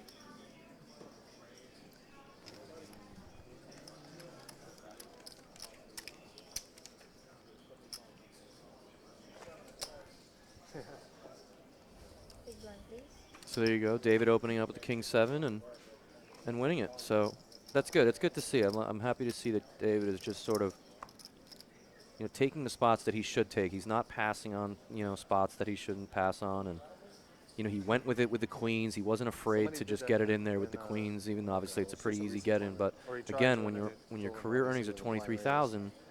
23,000, you know, He tried to. He said straddle, and it was like, all right. you can that's a you blind can race. tend I sometimes saw- to I think it overthink was things. And Event 1 of this. well, here we go again. It This was is going to funny, be the table interesting out. now. Kane, up to this point, has been playing a very passive line in the small blind with all of his ace rags, and Sumeet, like we saw earlier with the pocket 4, is raising pretty much any pair, anything playable, reasonable, he's been raising with. So, and I like that. I think he should continue doing that versus Kane. For sure. So we know he's going to raise it here. He has a good hand here. Definitely strong enough to go for value here. Yep. Decides to 4x it to 400K. And this is going to put Kane in, you know, tough spot with an ace-5, but... Yeah, I think he's going to call. What do you think? No? Okay. You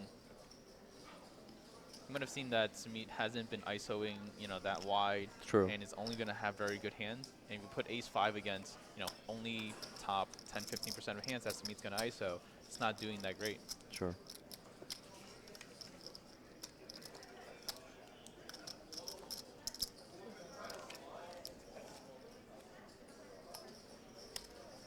How was your summer in general at the World Series of Poker? That wasn't your first summer grinding out there, was it? No, it was my second, yeah. Your second. Your first was last year. Correct, yeah. Okay. So I went out there a little later because I wanted to stay here in New Jersey and stream a little bit before I went out for the World Series. So we got that out of the way, got affiliated on Twitch and all that.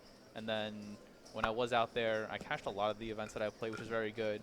I final tabled the Planet Hollywood main, and, you know, but I'm also very glad to be back here in NJ at home, All right. you know, playing online, playing here at Borgata, and being with these people on Twitch. Awesome.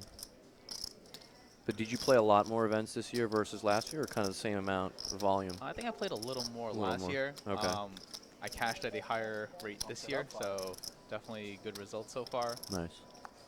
And overall, I think I've been a lot more comfortable with my play live. I know last year was my first year traveling to play. Sure, sure. So You've learned a lot over 1 year. yeah, so when I was playing events like this and when I final tabled this event, I was kind of like a nervous wreck. Sure. But now when I come back to Borgata and I play, you know, even this $2,700 bind, it kind of feels like a home game. Sure. Now I know a lot of the people that I'm playing against, and, you know, it's just a lot more comfortable. Absolutely. I'm sure with you, you know, all the years of experience, Yeah. you know, it's always fun to It come is. on and play. It is, and you know what? It is. It's whenever I come down here specifically, for whatever reason, I always feel very comfortable. I've always felt very comfortable from day one.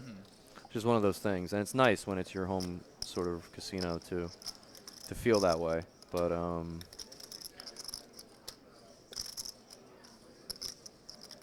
So in this pot, Kane opened the button with the Jack-8 offsuit, David defending the big blind with the Ace-6, and Kane flopping top pair on the Jack-10 deuce board. right, he checked it back. Yeah, he likes to check a very strong top pair hand here. And now by the turn, for sure, going to go for some value. Yeah, I would imagine that David's probably going to let this go. I can't imagine he's... Even if he thinks Ace-6 is the best hand, it's pretty hard to continue, but maybe he is. Okay, well. It's close, though, because Kane did check the flop. He did. And Kane, I guess, thought that his hand wasn't strong enough to get 3 streets of value, so he decided he's going to go for 2, and decided to go with turn and river versus something like flop and river, you know. Kane improving to 2 pair here on the river with the 8, and I expect a pretty hefty bet to go out there, but unfortunately for Kane, David doesn't have a hand to call with.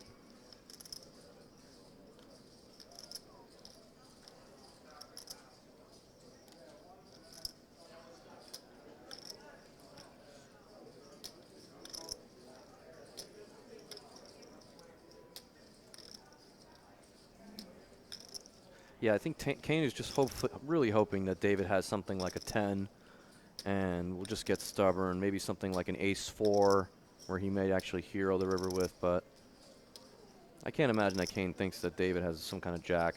You expect most jacks to bet the turn once Kane checks back, so he never really has a jack. So it's like, how much would a 10 pay you off here? So, $1 million in there. Let's see what Kane goes with. Let's see if he thinks... It looks like he's going pretty big. Yeah, I think he's just hoping that Kane's going to go for a pot-sized bet here. Yeah. Yeah, he's really trying to target a 10, and ace obviously is just going to snap fold. So I like that sizing, right? Because if an ace is just going to snap fold and a 10 is going to think about calling, then you should lean towards betting pretty big, you know? Yeah, by the river, you're pretty polar towards having your, your Jack X hands that check back the flop with hands that improve to 2-pair or better by the turn. Because, he himself is, no longer betting his kind of weaker turn stabs. So the sizing's definitely fine. I think you can definitely use multiple sizings on the river there because you still want to bet a lot of your 10x for value. So I understand why David called the turn with ace high, but I think one of the things he needed to consider a little bit was even if Kane has a hand like queen 9 or king queen, whatever hands King was bluffing on the turn with, yeah, it's very unlikely that he was going to give up on the river. That's right. So you're going to be faced with a tough decision on the river anyway. So that's one reason why I would have liked to have seen him just get. But I understand why he did call on the turn. For sure. And King used a very small sizing on the turn as well. So definitely had the price to continue with his ace high hands. Yep.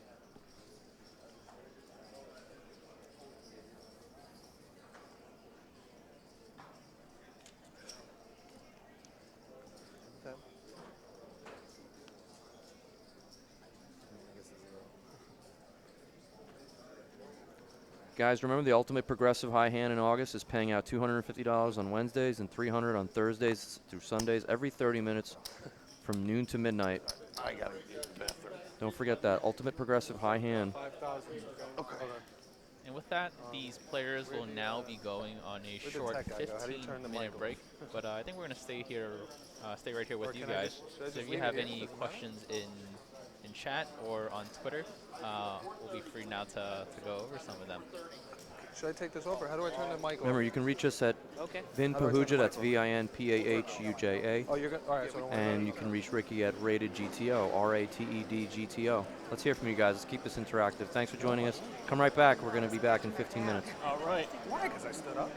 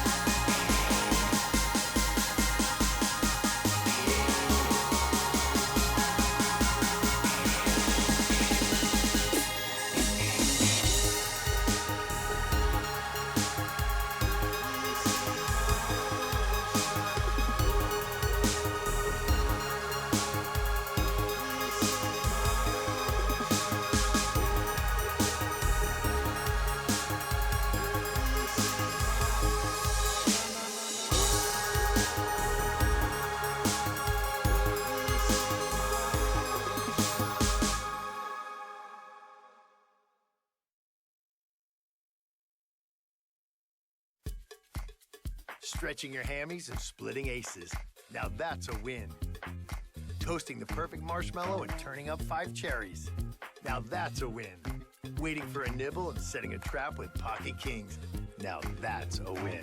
Do what you love and get the thrill of Borgata anytime and anywhere in New Jersey. Play online, poker, slots, blackjack, real money. TheBorgata.com. Now that's a win. Get $20 to play when you sign up now.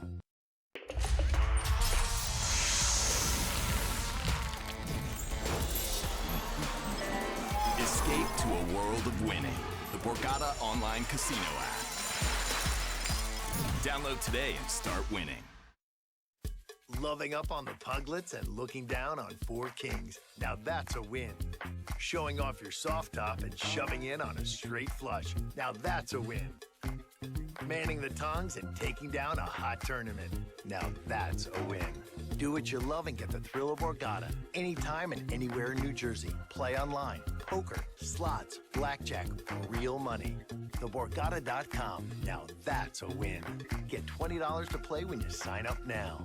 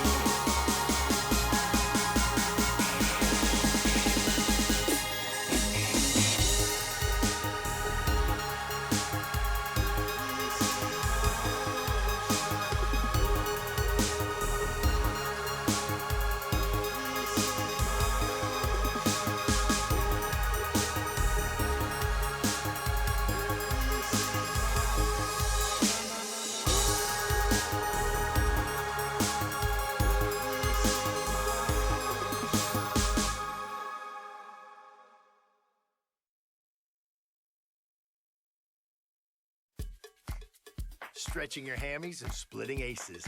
Now that's a win. Toasting the perfect marshmallow and turning up 5 cherries. Now that's a win. Waiting for a nibble and setting a trap with pocket kings. Now that's a win.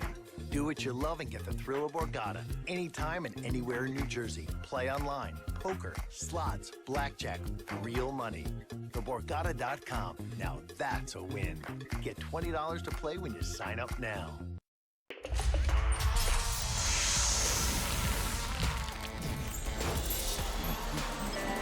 Escape to a world of winning.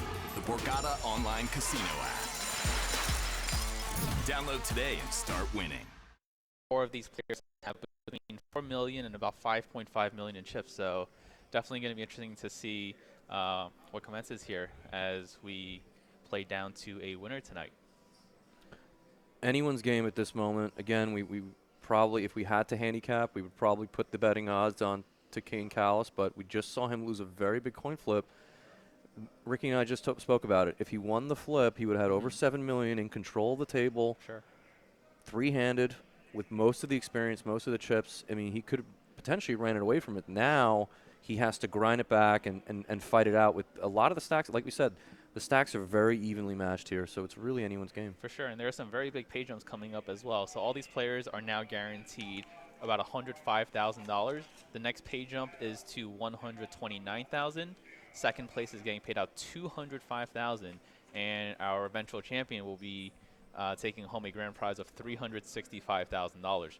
So that's going to come into play, especially with all the stacks being even now. No one wants to bust out in 4th place, and we'll see how play develops from here. Yeah. No one's making too many huge mistakes from what I've seen over the first 2 hours. So very solid play so far. Might have seen players take different lines than we personally would here and there, but nothing totally outrageous that we might have seen in some weaker lineups. For sure. I think that was the one thing coming into this final table. The last few years especially, especially with the structures here at Borgata, because the first day is 60 minutes and then it goes to 75 minutes. For sure. And now in this tournament, we played with a big blind ante and with shufflers. So the amount of hands that you're seeing compared to a regular tournament with 60-minute levels, for example, regular ante, no shuffler, it's not even close. Yeah. So typically speaking, in these Borgata final tables, we tend to see a lot of real heavy hitters, some real guys that have won lots of money over their careers. And in this final table, we actually saw a couple of guys who were really, for the most part, rank amateurs. I mean, it's a rare thing to see at the Borgata nowadays. Yeah, but that's the beauty of poker, though. You know, anyone who enters this tournament has a chance to win it at the end. Yep. And, you know, it's nice to see a mix of very seasoned pros and also, you know, a few amateurs that are currently at this table. And everyone here guaranteed a 6-figure payout now. You know, some of them could be life-changing, career-changing. And for someone like Kane, if he were to add a prestigious Borgata main title to his resume, you know, that would really, you know, make that resume look that much better. Absolutely. I know this is a feather in his cap. He wants to add it for sure. Everyone wants to put a Borgata title on their resume. It's these things are tough to win. I mean, I've been fortunate enough to win 2 in my career, but I haven't won one in, I don't know, over 6 years now. So, and I play a lot of these series, so it's very difficult to take down one of these tournaments. Yeah, some of the, you know, lower buy-ins now have massive field. Yeah. And these bigger buy-ins feel like they're getting tougher and tougher every single year. They are tougher. It seems like they're getting tougher and tougher, but again, like we said, what's great about poker is that anyone can show up with their 2,700 and have a decent shot at a real career, at a real life-changing score. So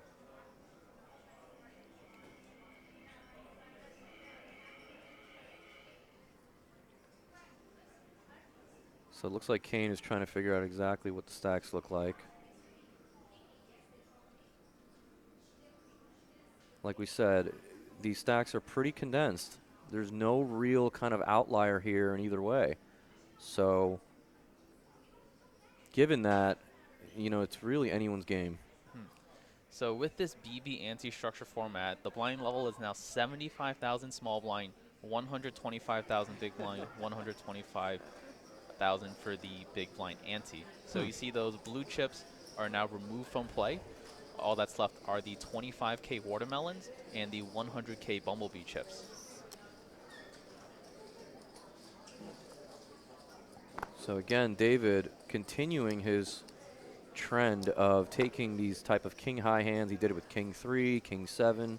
He's not afraid. He's getting in there. He knows that stealing these blinds and antes are a big part of eventually taking this thing down. And I'm happy to see him that he's not just passing on a hand like king 6. He's actually getting in there and opening and stealing pots with it.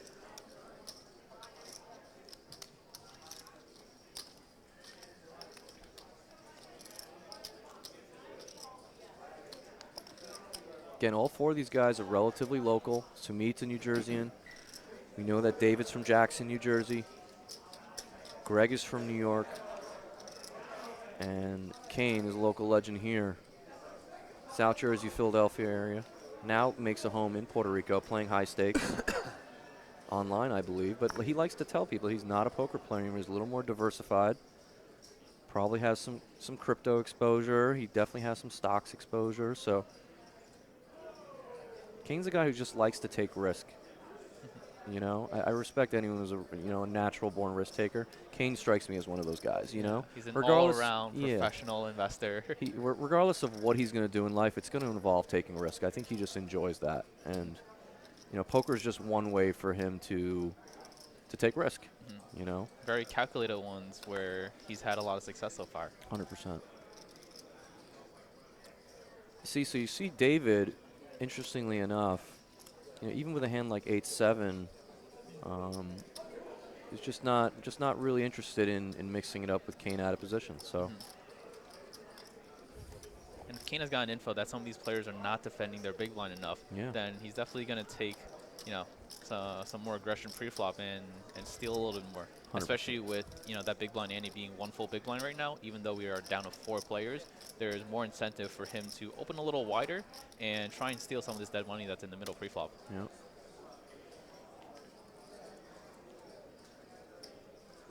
And like I said prior, you know, to coming back from break, all these players are pretty evenly stacked so far. So I would like to say that the player who is going to be most aggressive going into four-handed play is going to be the favorite to come out on top here. Wow, look at that, I don't even know Sumeet. if I should look- I shouldn't even look at this hand. That's pretty funny. Sumeet happened to just put the chip out in such a manner that it landed on its thin side.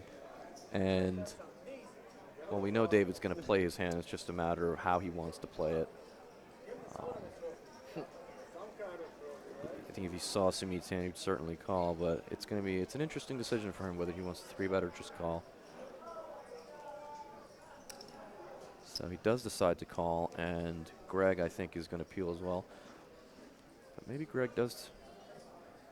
Wow, he just folds the ace high. Really interesting. We've seen some very interesting decisions in the big blinds today. Pretty impressive. I'm not crazy about that fold. I don't know. What do you think of that ace-5 fold? He closed the action. Yeah, it it's seems definitely on the tighter side. Yeah, it seems a little too nitty.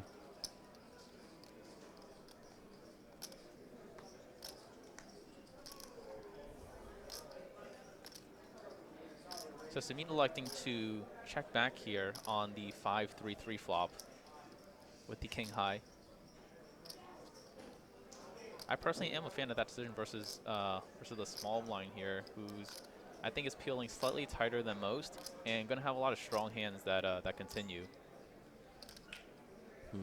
David picking up the pot here with a turn stab. Yeah, so we see that would have been an interesting pot if Greg had played. I would have liked to have seen that flop sure. action. You know, Greg with ace-5 certainly was not going to fold the flop, so I would have really liked to have seen Greg get in there. I think his hand is a little bit too strong. You can make a wheel. I mean, you have an ace blocker. For sure. You close the action. No one can really squeeze you out. I think it's a little bit too nitty of a fold there. So here you see the stacks again, really close. Everyone has between 40 and 35 big blinds. Very rare that you see stacks this condensed, this deep in the tournament. Usually there's someone that's a bit of an outlier, either on the short side or the long side. But so let's see who's going to actually separate themselves from the pack and maybe take the initiative here, shorthanded. And with 30 to 40 big blinds, you know, you can see a lot of post-flop plays still happen when players defend their big blind. But, you know, if two players were to pick up really strong hands, it wouldn't be a surprise to see a lot of money go in the middle off of this, you know, 30 to 35 stacked up as well. Yep.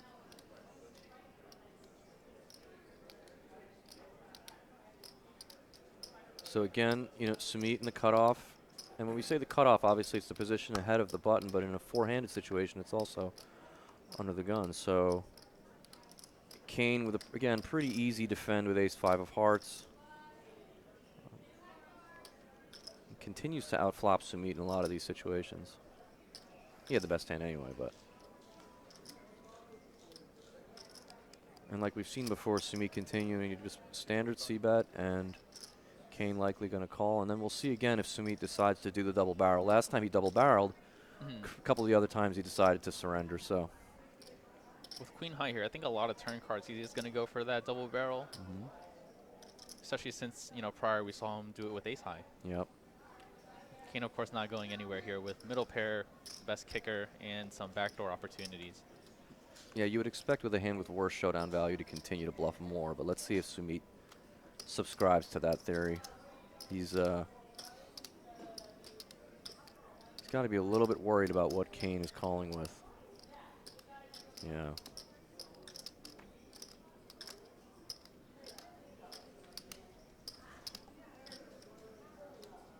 This likely goes check, check, I think.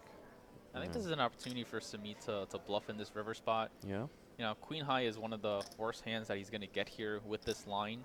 And a lot of his natural bluffs, such as those straight draws, like the, you know, queen jack, queen 10 hands, are likely to go for the turn step. And also, you know, hands like 6-4. So 6-7 maybe. Queen high here is not, you know, it's definitely far down in his range where he should be bluffing river with. And it's going to put a lot of pressure on Kane's, you know, flop bottom pair and middle pair hands, such as like the one that Kane had.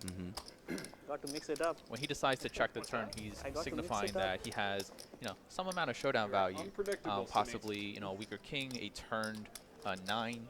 So when he goes with that bet check bet line, it's going to put Kane in a very tough spot. I would like to have seen him, take that spot right there. Right. What I do know at this point is he doesn't lose all ends. That's what I know. Yeah. So it's interesting. Kane was actually scheduled to join us here in the booth, for those of you who aren't aware. And he ended up making the final table. So you're stuck with Ricky and I for now. And again, we'd love to keep this as interactive as possible. So join us on Twitch at Borgata AC. You can also send us tweets on Twitter. We're checking that periodically as well. I'm at Vin Pahuja, VinPahuja, and he's at Rated GTO, RATED GTO. So David with one of the best hands he's had in a while. Ace Queen, and looks like she's going to take this pot down. She's going to take that down and get no action. So.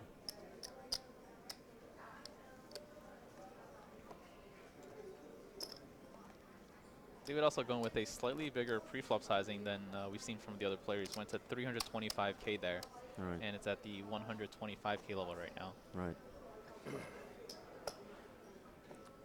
So remember, guys, this is a 30-minute delay. Just for integrity reasons, we want to make sure that the game integrity is always top-notch here. So that's why we have a bit of a delay, but you're watching this action as we're watching it. But just to protect the players and the integrity of the game, we make sure that the stream is not exactly 100% live, but slight delay so that the game is never going to be affected by any information or leaked info, etc.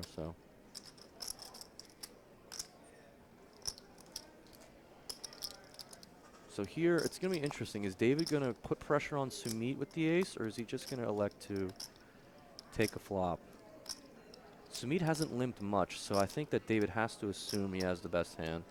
Generally speaking, when Sumeet has had a decent hand in the small blind, he's been raising. So, yeah, I think David's going to take an aggressive line. I like this. So in this spot here, where the small blind is actually 75K at the 125K big blind level, and with that bigger ante, I expect Sumeet to be playing a strategy where he's going to be limping a ton of his hands. A lot of strong ones, a lot of weaker ones, just to stay balanced in that spot. So, having a blocker there definitely helps. You do want to keep some ace X's in your range when you check, just so that you have some. And ace 5 offsuit definitely qualifies as one of those. You would hate to get limp 3-bet off your hand. Sure. But if he's not expecting me to do that too much, then he can definitely go and attack pre-flop in this spot where... The way we've seen Sumeet play, I think that he's been just playing fairly straightforward. So if he had a good hand, he would have probably raised. So I think the likelihood of him limp re-raising is probably pretty slim, but I'm not going to say I'm not going to put it past him that he can't do it or he doesn't have that in his bag of tricks. But and with how with stacks as deep as they are right now, they might play four-handed for a little while, and you want to build a dynamic. And if you start getting a little too out of line with how much you decide to raise blind v blind, then it can cause some problems later on. So this was interesting. We actually saw Kane fold ace-8 there in a four-handed game. Greg, and based on, I know Kane's had people watching the stream. I know he has information, so we know that Greg has been pretty nitty out of the big blind and not really been defending as wide as we would like him to. So it's interesting that Kane with ace-8 decided to just fold in a four-handed game versus someone who really hasn't been defending as wide as you would think. So, I mean, again, he was dominated in this spot, but I was surprised to see that. I thought maybe that Kane would raise there, but... For sure.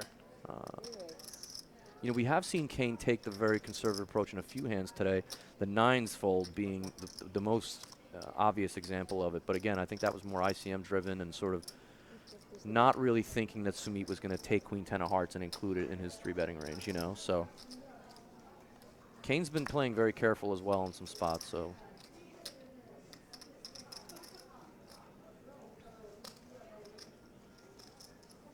Oh, so David raised this pot.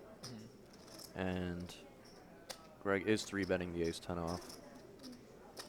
Interesting decision for Greg. Do you like this 3-bet, or would you have just called, you think, versus someone Can like... definitely do it at some frequency. Ace-10 is one of those marginal hands where he's going to call. 3-bet... Interesting. Yeah, wow. This is... I mean, if you're actually getting action from a hand this week, I think... I guess 3-betting is the right play. Wow. I did not expect to see him defend here. Yeah. Okay. You're doing it for value, but very slightly. It's hard for your opponent to peel too many worse hands than this. Sure.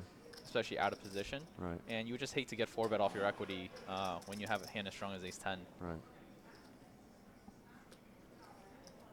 definitely a favorable situation now that David decides to peel with the hand as weak as Hate 4. Yeah, I am surprised David decided to peel here. I think it's a little too speculative for my taste. I think, you know, if you're going to defend a 3-bet, I'd like to see something like a 6-8 suited maybe, or 7-8 of diamonds Something rather. a little more connected. Yeah, 8-9 of diamonds, sure, you want to see a flop with. But I think 8-4 is a little bit weak. You could probably just pitch that one. Yeah.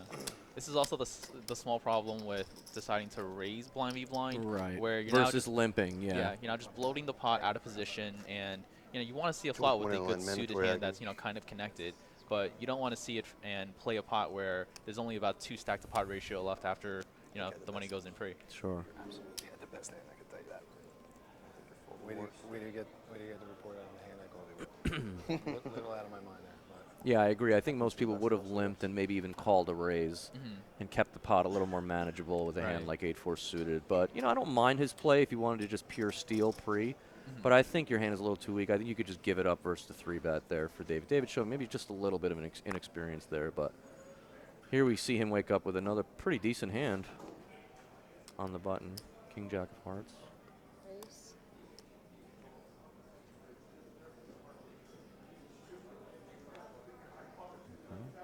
We expect Kane to defend his big blind here with the King 7. Yep. So the big blind is 125. So you see David going 325. And yeah. Kane dominated here with his 7 kicker. Oh my goodness. What a flop for David. Yeah. Unfortunately, Kane doesn't have much to work with. David flopping a combo draw here on this Queen 10-6-2 hard board. David flopping about as good as you can without having a king or a jack in his hand or making a pair. Should end this one pretty quickly. Yeah. button's good. Thank you. So as we know, Kane, big Philadelphia Eagles fan. I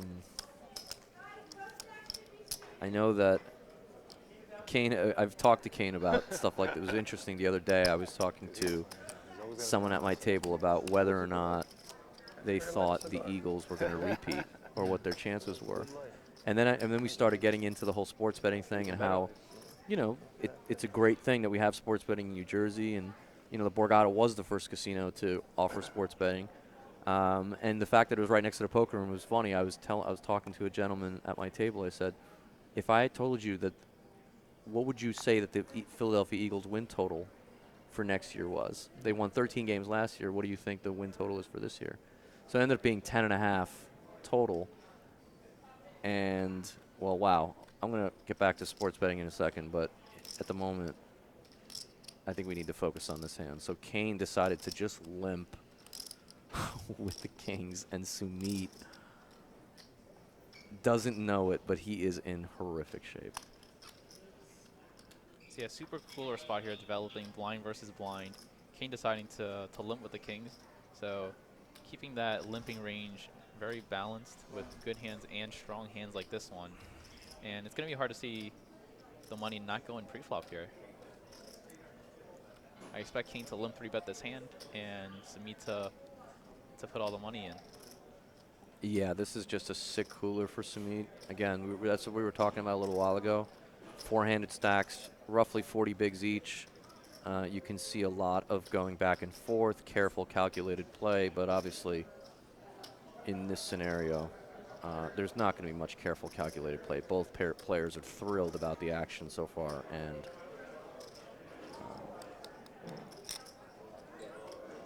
one of them is going to be very happy when the hands are turned over, and one of them won't be, but yeah, they're both thrilled to get this money in, and it's just a matter of how many bets it's going to take. Sumeet decided to ISO to 4 big blinds here after starting with 33. Now, if you're Kane, what size are you going here with your 3-bet? Well, we're talking about roughly a little less than 30 bigs effective, right? So He's got 33 to start, yeah. yeah. So you don't want to make it too big. No, I would probably go somewhere like, I don't know, million. Maybe just click it back on him. Because it's like, I know that seems very kind of, obvious and weird, but what are you going to make it? He made it 1.2. I think I only has roughly You know, he's bet roughly a third of his stack. So. It's Yeah. kind of like the borderline where it's like if you put in more than a third of his stack, Yeah. you're always going to get a really good price to call, even with some of your bluff hands. Sure. So definitely an interesting spot to see. Yeah, see Sumeet again. I don't think he's sick to his stomach. I think he's thrilled about this, but maybe there's a small inkling in him that he's wondering if Kane has done this before. Has he seen Kane do this before, the limp raise? Yeah, Kane is more than capable of having bluffs here, and you're ahead of a lot of Kane's value hands as well. So yeah, this is just an unfortunate cooler for Sumeet, no matter how we break it down. It's, again, the money's going in, your hand's just too good, and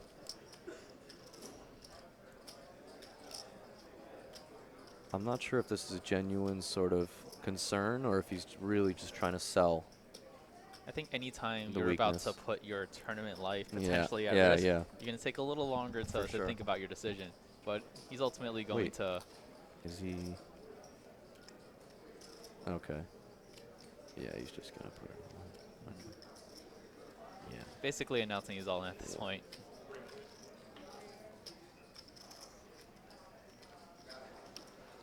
Yeah. So Kane knows at this point it's a formality, and it is a cooler.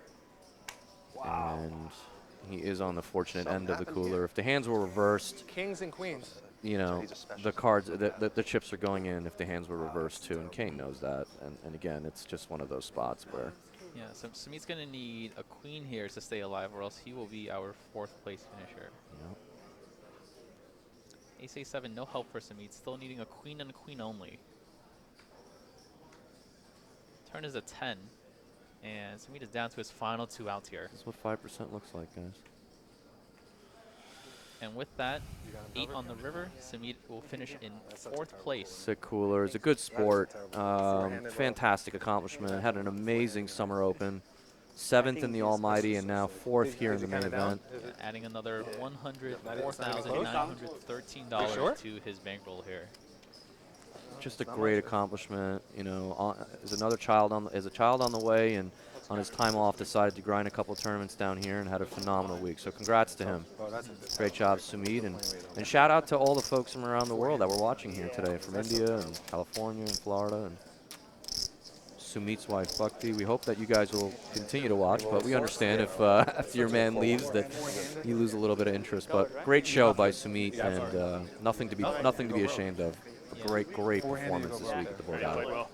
Nice playing with you. 105K will pay for a lot of diapers. Yes, absolutely. That was fortunate. So with that, we are down to our final 3 players. All 3 players are guaranteed $129,240. Kane, after that massive cooler with a pretty sizable chip lead here, almost 9 million of the 19 million chips in play. How many? Greg and David are, very close in the stack, so Yes. Kane's going to be able to put on a lot of pressure here, as both Greg and David are going to be hesitant to, That's right. to bust That here is in, right. in Thank you very much. 3rd place, especially with a very large pay jump Yep. to $205,000. 10 million now, right? Right. Second. So right now it's 129 and 205. Pretty significant difference. small one Over big, right? 75,000, right? If my math is steal. correct there. Between the 3rd place and 2nd place finisher. So a lot of times in this spot, when 2 players are sort of behind an outright chip leader, a lot of times it becomes a war of attrition, right? It's like, hey, can I outlast this guy to finish 2nd? And obviously that's a great spot for Kane Callis, as he can continue to apply pressure on the 2 of them who are just trying to outlast each other. So it's going to be interesting to see if either of these guys are going to take some risk that they normally wouldn't take in order to maybe separate themselves. So you can see John kind of looking at the stacks and seeing, all right, what am I working with here? I got Had 5. Excuse me, Greg. I didn't mean John. Sorry, Greg. 2, 3. You're 4.5.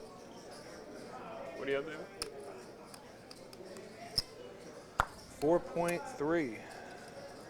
You know, Greg has really kind of, for the most part, been so under the radar. He really hasn't been doing much at all and just staying out of trouble. And Yeah, Greg kind of accomplished what he needed to. Yeah. Since the start of this FD, came in 2nd in chips, and kind of just been coasting along and watching a few players bust out and getting some of these very big pay jumps. Right, and he hasn't really taken any like huge unnecessary risk. We saw him 3-bet fold the king queen. We saw him 3-bet the ace 10 just now, but that's really the extent of any of his light 3-betting, if you want to even consider it light. He's really been just solid and kind of just staying out of trouble, and it's worked out for him. David, as we said before, his career earnings are 23,000. I don't know what his career best score prior to this was. It's not. I don't think it's it's a lot, but it's an amazing story to see him here. For sure. Battling for almost 400,000. It's amazing. So we see here Greg just trying to win it here. He doesn't really have anything and just hopes that he can get David to fold a better hand. He does.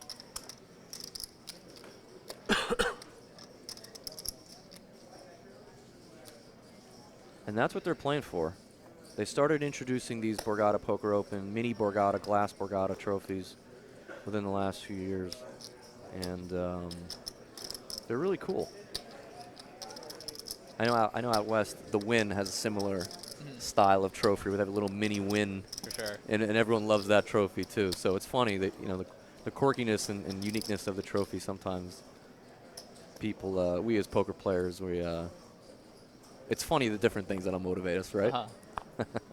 It is one of the most beautiful trophies in poker. So I think so. When I first started playing, I came here to Borgata a lot, and I saw everyone, going home with these large trophies. And there are so many events throughout a series where you can possibly win one. One for as low as $200. So. This is an inevitable. Kane with pocket kings again here. Yeah, Kane has really had his share of very, very good hands at this final table, and fortunately for him, he has run into the top of David's range as well. So within a span of 2 or 3 hands, we're seeing, likely we'll see Kane play another almost 8 million chip pot, unless something goes incredibly weird.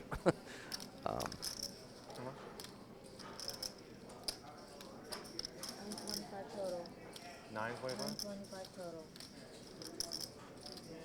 As good as Kane is, being able to run this well in these high equity spots, definitely very important for a poker player as well. Absolutely. I mean, it's so hard to get into these spots to begin with, and then to be able to cooler your opponents is a big part of it as well. And there it is. There's the all-in. There's the snap call. So wow, ace king king. Kings versus ace king here. Greg is just like, oh my god. Hearts or an ace? And nothing I could do there. So good. That's pretty sick. Look, man. Takes a while, especially if it so doesn't. Kane really 2-1 favorite here. Ace one time. To just have an overwhelming, one outrageous chip lead in this tournament. David's using his one time here. That's pretty sick. 2 coolers in a row. 8-6-3 flop. No help for David. Ace. Jack of hearts on the turn turns him a flush draw. What a call. There it is. Do I have too many? There's Kane Kane saying, always a sweat. Win or lose. Let's go, heart. Always a sweat. Wow. 10 on the river, no help from ace king. And Kane holds here Needed some kind of sweat. for a massive pot. Getting kings in a span of 5 minutes of each other and knocking out 2 players. I'll give you 50K more in a second. With that, David is going to be our third place finisher for $129,240. That's incredible. And you see Greg's face almost like, look how, I mean, heads up, and he didn't really have much to do with it. He's kind of just let Kane do all the work, and here he is with a chance for $365,000 and a very prestigious trophy. All right. I mean, if you look at the past champions that we've had here at the Borgata Poker Open, it really is, it's an impressive list of people. For sure. Guys who have really had numerous international titles on their resume, and Kane's looking to add that. He did finish second. His career best score of 500,000. I have to imagine that 365 has got to be either second or third biggest if he ends up taking it down. So good luck, man. Yeah, Kane's been looking forward to this spot again for a very long time, ever since getting heads up in the WPT Borgata. Yeah, thank you, man. Thank you. Where was the button last down on him? So button's right on you. King versus ace, and 2 hands later, king versus ace king. You got 4.8. We are now I think exactly 5. Both players guaranteed exactly 5 on the nose. $205,264, and they're playing for a first prize of $365,062. Kane with 15 and a a half? very commanding chip lead here after 15 and a half, you know, looks 2 like. consecutive coolers well, there. how many chips total are in play? You know, 15.8, anything yeah. can happen heads up. Yeah, and you know, as we said before, within the past year, and the Master was in the Greg has tournament, it actually doesn't add up. gotten heads up in some major tournaments. So I read- Not in this I think buy-in it's and what not for Yeah. this much money, but he has played heads up and gotten heads up and shorthanded in some other big tournaments lately. So he definitely has that experience to work off of. And Still, heads up doesn't change the big blind ante, right? Still the same. Big blind ante is still the same. Changes heads up if we go to half hour break. So once this half hour is up, we'll go to half hour for the next level. Okay. So Kane just confirming that, you know, even though they are heads up, they are still playing with the big blind ante. So a lot of dead money in the middle to fight for here. As we get heads up, the blind levels will decrease to 30 minutes as they're going to get more hands to play anyways. But yeah, other than that, it's going to be a fight to the finish here. well, look at this. I mean, right off the bat, we have 2 very big hands for heads up. And now it's going to be interesting. Does Kane decide to 3-bet a hand like King Jack suited or just call? I think it's close versus someone like Greg, but Greg yeah. started this hand with less than 40 big blinds, so Just less, yep. could very easily see all the money go in here as well. 2 very strong hands heads up. Yeah, Unfortunately for Kane this time, he's on the worst end of it. he is. Not sure what Greg's going to do. I think he's going to call, though. Yeah, I both think options definitely call. on the table here. Oh, he just shoved. Shoveling totally fine as well. Wow. 5 on minutes to start. Let's go, baby. Let's go. Lucas.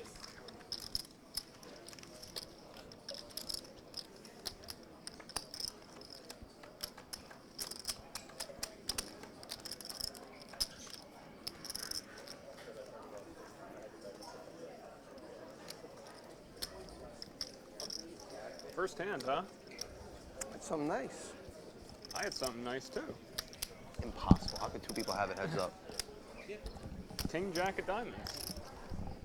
That's a really nice looking hand. So interestingly enough, Greg deciding to just 4-bet.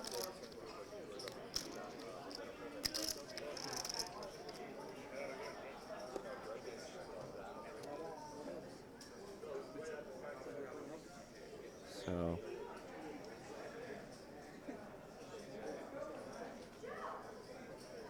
he did just 4-bet all in, and Kane thought the better of it. And I think at this point, obviously he regrets 3-betting. He would rather have seen a flop, but clearly thinking that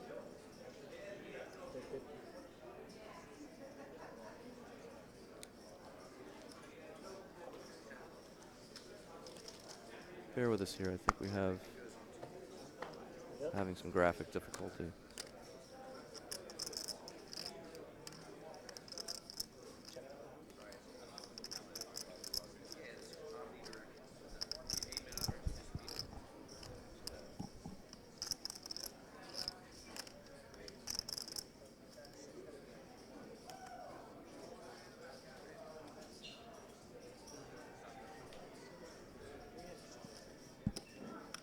South by the city.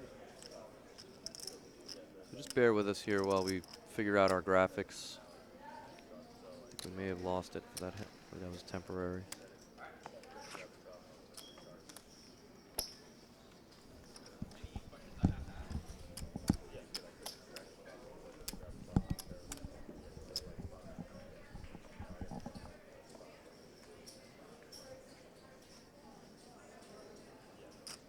So we are here on a 30-minute delay. Borgata, Hotel, Casino, and Spa, Atlantic City. This is the exciting conclusion of the Summer Open 2700 buy-in main event. 626 entries started this past Sunday.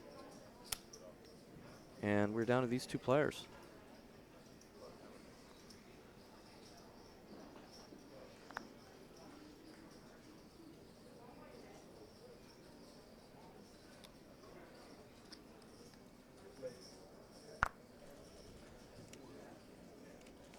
Greg, the New Yorker, is from Great Neck, New York, actually. We asked Greg what his greatest poker accomplishment was, and he said his back-to-back Parks 500 championships. So he was able to take down 2 different tournaments.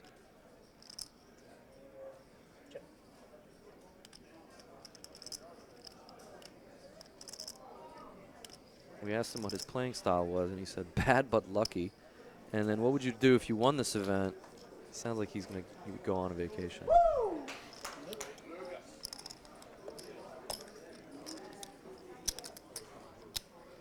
Greg's total combined career earnings prior to this event was 178,000.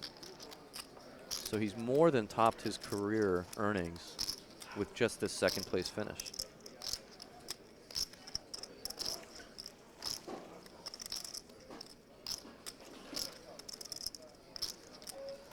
Remember, both these players are guaranteed 205,000, and the winner gets 365,000, and the beautiful Borgata glass trophy.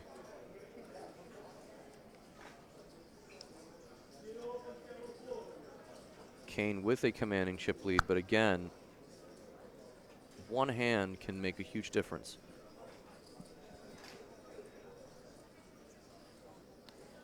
If Greg is able to double up, he would take the chip lead. So it really, even though his chip lead is pretty strong, it's, as we've seen, a couple of cooler hands are dealt and anything can happen. So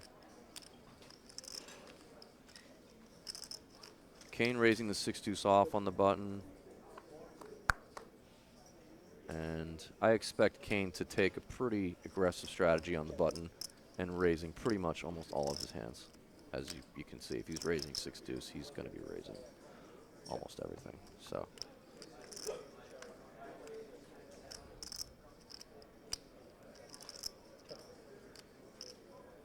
and as we know in heads-up poker, it's a correct strategy to do that.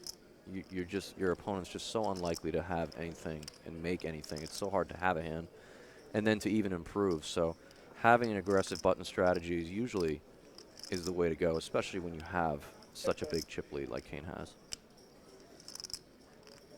So now Kane knows that he likely has the worst hand, and it's just a matter of whether or not he wants to bluff at it or actually surrender. So he is just going to let that pot go.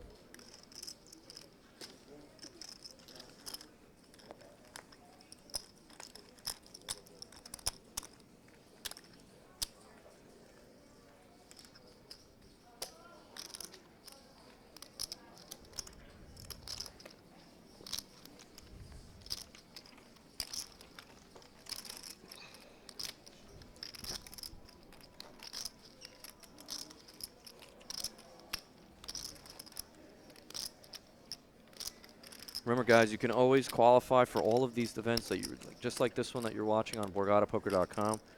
Last year, into the September Borgata Poker Open initial the opening event, which was a $600, $2 million opener, we put over 65 players in that event via just New Jersey Online at BorgataPoker.com. So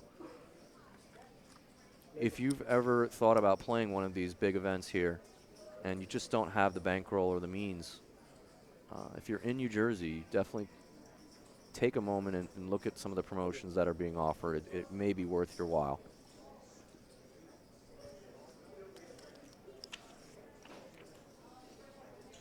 So we see Greg here opening 10-6 suited, pretty standard. And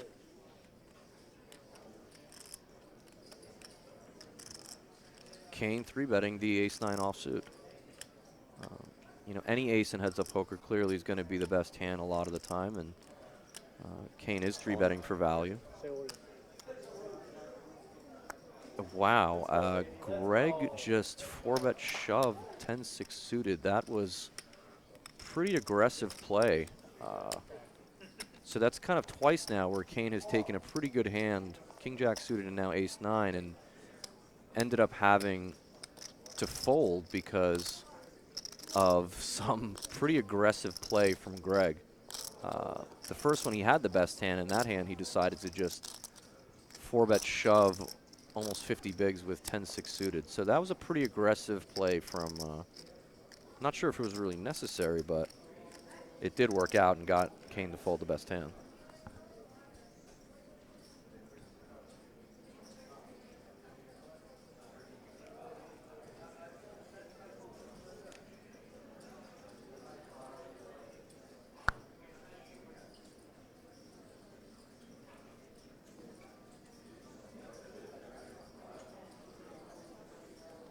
So Kane, again, continuing the strategy I mentioned before, pretty much any 2 cards on the button, I think, you know, he's going to raise.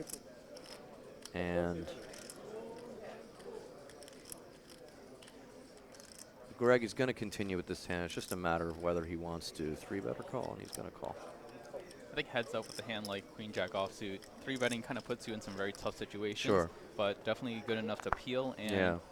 you actually keep some dominated queens and jacks in your opponent's range. For sure. Yeah, we saw it just a second ago where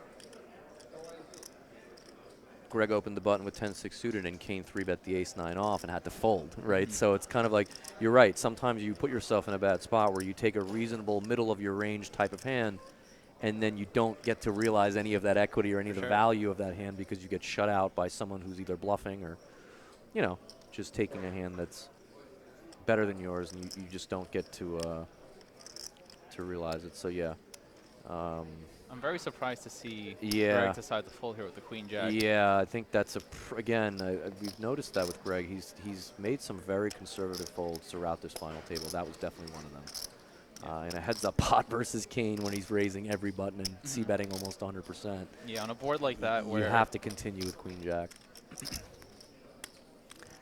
Not only because you have a gut shot, because you certainly can have the best hand more often than not, which we know he did. Yeah, anytime Kane, you know, doesn't have an ace or a king or a pocket pair pre-flop, he's going to be ahead. Of course. He's going to have, you know, not that hard of a time navigating, because once he check calls on a flop like ace, king, king, right, Kane's going to expect him to have some very strong hands in his range. Exactly. And might be a little hesitant to keep firing off.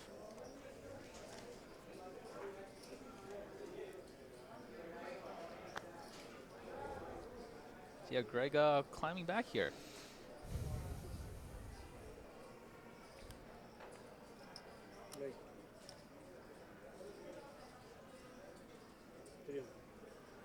So now, is Kane going to call, or is he going to continue this trend of taking sort of medium strength sort of hands and 3-betting him? And he is. He is going to continue that trend, and Greg might just shove on him again, force him to fold. Let's see. They're a little deeper this time, Right. so I think shoving with a7 offsuit is going to be slightly ambitious. Yeah. But See? So he decides to go for Greg it is again. Greg is really punishing some of these sort of medium strength 3-bets and I think Kane, the adjustment he may have to make is to start calling with some of those hands. Yeah, it looks like Kane is, you know, using a strategy where he's 3-betting a linear top, you know, 20% of hands, and it's going to get him in a little bit of trouble with that, you know, 10 to 20%, those marginal, those good hands, but not very good hands that he's going to be able to go with. That's right. And he's just getting blown off a lot of equity, especially with the hand as strong as Queen 10 suited. Right. So it's 3 hands now. We've seen that. We had King Jack of Diamonds, where he didn't see a flop. Granted, he was dominated. Then he had ace-9 off, where he got outplayed by a 10-6 suited, and now again here, he did have the worst hand, but your hand is really robust. You kind of want to see a flop with Queen 10 of hearts, or at least try to realize some equity. So I think Kane may have to make an adjustment. Let's see if he does. Yeah. And I know they're a little deeper now compared to when heads up first started. But if Greg's going to 3-bet jam for, you know, 50 to 60 big blinds with a hand like a7 offsuit, then it's going to be tough to use a linear 3-bet strategy again. Yeah. Yeah, I think Kane's smart. He's played enough heads-up poker where I think he's going to make the correct adjustment and counteract kind of what Greg is doing. You know, Greg is basically showing him, and you know, a lot of people talk about the strategy.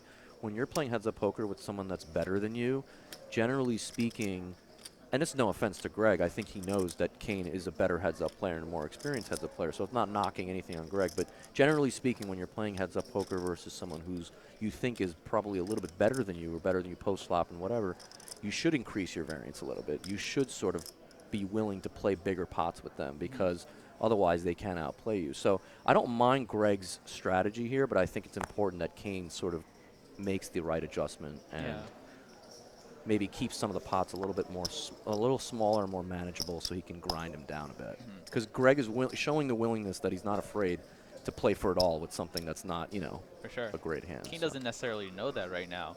But, He doesn't. You're right, but I think he's starting to pick up on it. It's been 3 hands now where, you know, he's gotten shut out, and he can't think that Greg had a great hand every time, right? So we'll see. You're right. He's still about 25 minutes away from finding out. Let's see if the match even goes that length. We'll see. I mean, Greg has definitely shown that he is fearless, and he's willing to play back at Kane regardless. So.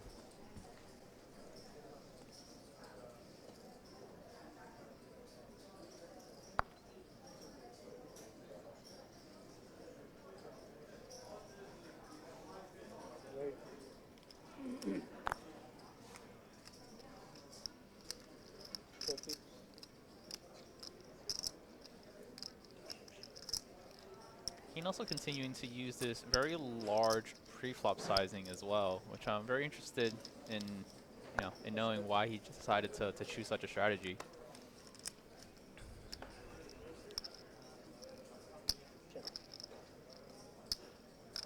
This King Queen 3-flop now, connecting with Greg slightly more as he flops a flush draw.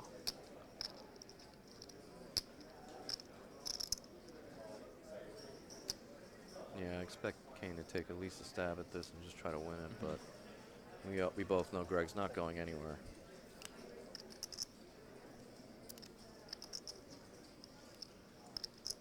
Kane decides to bet half pot here on the King Queen 3 board, and Greg electing to just check call with his 8-high flush draw.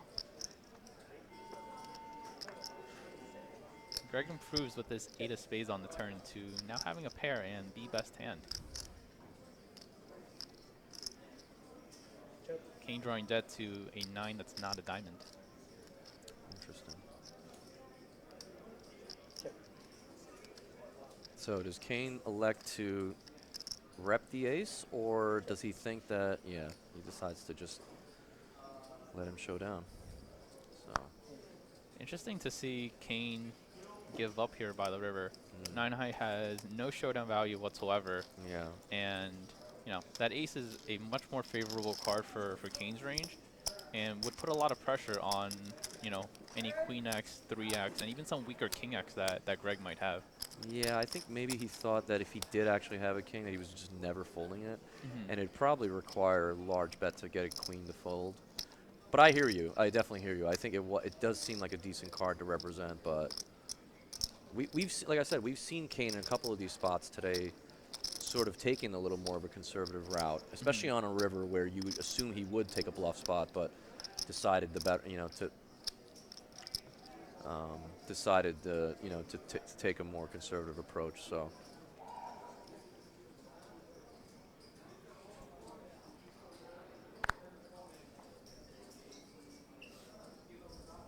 Both players with a suited hand here. And I think any 2 cards that are suited heads up is going to be, a V-pip in some way. Yep. Yep, that's good enough to open. And so Kane is going to call.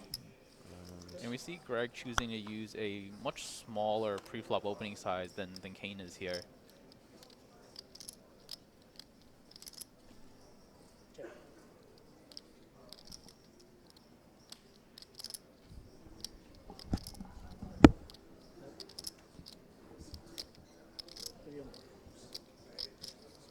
So on this Ace-Jack 5 board, Greg electing to bet with 10 high, and Kane not going anywhere here yet with middle pair.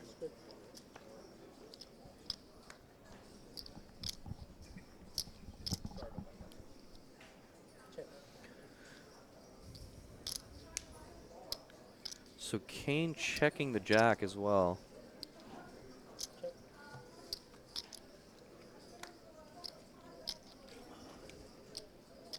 I'd imagine he's certainly going to go for value here. Even though Greg really doesn't. No, I guess not. Interesting. He's going to induce Greg maybe to. Nope, Greg just is content to show down.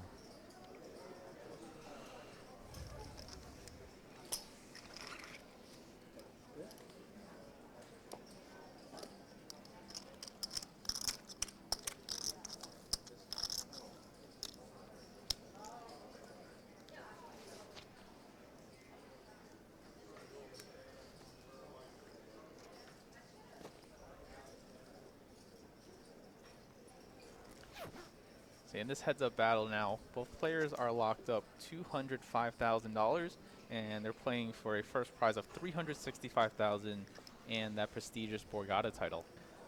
That is quite a score. You generally, it's funny, even for this buy-in level for 2,700, $365,000 for a 2,700 buy-in is quite a score. For sure. For either of these players. Now, obviously, we don't know how many entries they all fired. We don't know.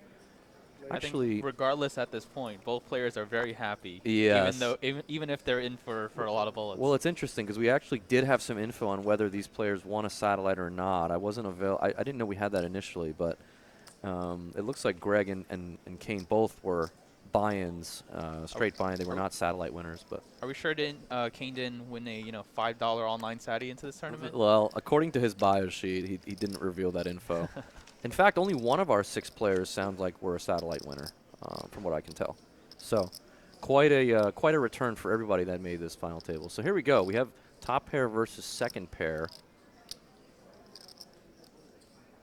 and no reason for Kane to believe that a 5 isn't good here. So of course he's betting for value. And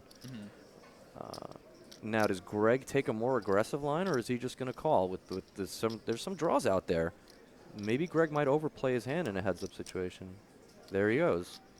So he has decided to overplay it a little bit, and this is probably going to pique Kane's curiosity a little bit, right? Because it's not like he has air here. He actually has a pretty decent hand. For sure. So Greg definitely is able to raise top pair here value, especially with a very good kicker. Yep. This might be the very best queen that Greg has in his pre-flop flatting range, as he is very likely to 3-bet ace-queen and king-queen pre-flop. So in terms of value hands, queen-jack is definitely up there. And especially if he knows that Kane is going to be betting a lot of his better middle pairs and maybe some bottom pairs, it's a good way to get value immediately and also deny some equity off of some potential hands that can get there. Yeah, the tricky spot is what happens when Kane does decide to put another raise in. But the way that Greg's been playing, I don't think he was check raising top pair to ever fold. So he probably made up his mind then and there that I'm looking to get this in. So with all the immediate draws that are currently out there, Kane does decide to peel the turn, to peel the flop, and now on the turn is the 8 of clubs. So pretty safe card for Greg. Not really much to worry about with the 8 of clubs. So he can pretty comfortably value bet again, and Greg actually bets very quickly here on the turn. 4 million. Pot's already 4 million chips in there, and choose a little over half pot. See, what makes this spot difficult for Kane is Kane has to think that some of his queens he's just going to call on the flop with. For sure. Something like queen 9, maybe even a queen 7 suited type hand or queen 7 off. So he has to wonder, what are the hands that Greg is going to do this with? Is it always a queen, or are there some 6-4 and maybe some ace deuce off, or maybe even some spades mixed in there, right? So that's what's going through Kane's mind is, what am I beating? Does he have enough of these combo draws or draw type hands, or does he have a worse 5 ever? I don't think he ever has a worse 5 really, but. Yeah, I think a lot of Greg's check raise bluffs on the flops should be flush draws, gutters, open-enders, and maybe some backdoor clubs. Yeah. And unfortunately with King 5, you actually back some of those backdoor club draws that decide to check raise the flop. However, he does unblock a lot of the immediate flop draws, which might lead him to calling here. Yeah, I mean, he does beat all the 6-7 combos, all the ace, ace deuce, ace 4, all of these hands. And obviously the spade draws. If he has a random 9-10 of spades, he's certainly going to barrel this card, right? Yeah. So, and if Greg ever decides to check raise the flop with some, Jack 10 of clubs, 10-9 of clubs hand that pick up equity on this 8 of clubs, he's for sure to barrel those as well. Yeah. And, King with a very interesting bluff catcher here. It's a tough spot for Kane. It really is. This is a really tough spot for Kane. I'm not sure what he's going to do. Because the biggest problem also is if he does decide to call here, what is his plan on some rivers that really are bad? On a spade, on a straightener card, yeah. what's his plan? I think on spades and straighting cards, he can very comfortably fold his hand as he's, basically at the bottom of his range if he decides to continue here on the turn. On a 6, on a 4, on a 7, all these cards are kind of like connect with a lot of the hands that Greg would do this with. So this is the problem with Kane. It's not even just about this bet. It's about what Greg may bet on the river. For sure. That's not a 5 or a king. And in fact, we know most of the rivers are not going to be a 5 or a king. So Kane has to really, okay, so he's made up his mind that he thinks he has the best hand, and he's going to take a river. So he's going to call here. Wow. The pot's now over 8.6 million chips, and Greg has just about half pot behind on the river. So Greg has to ask himself, what does Kane have? If a spade hits, is Kane going to turn his hand into a bluff? Let's see.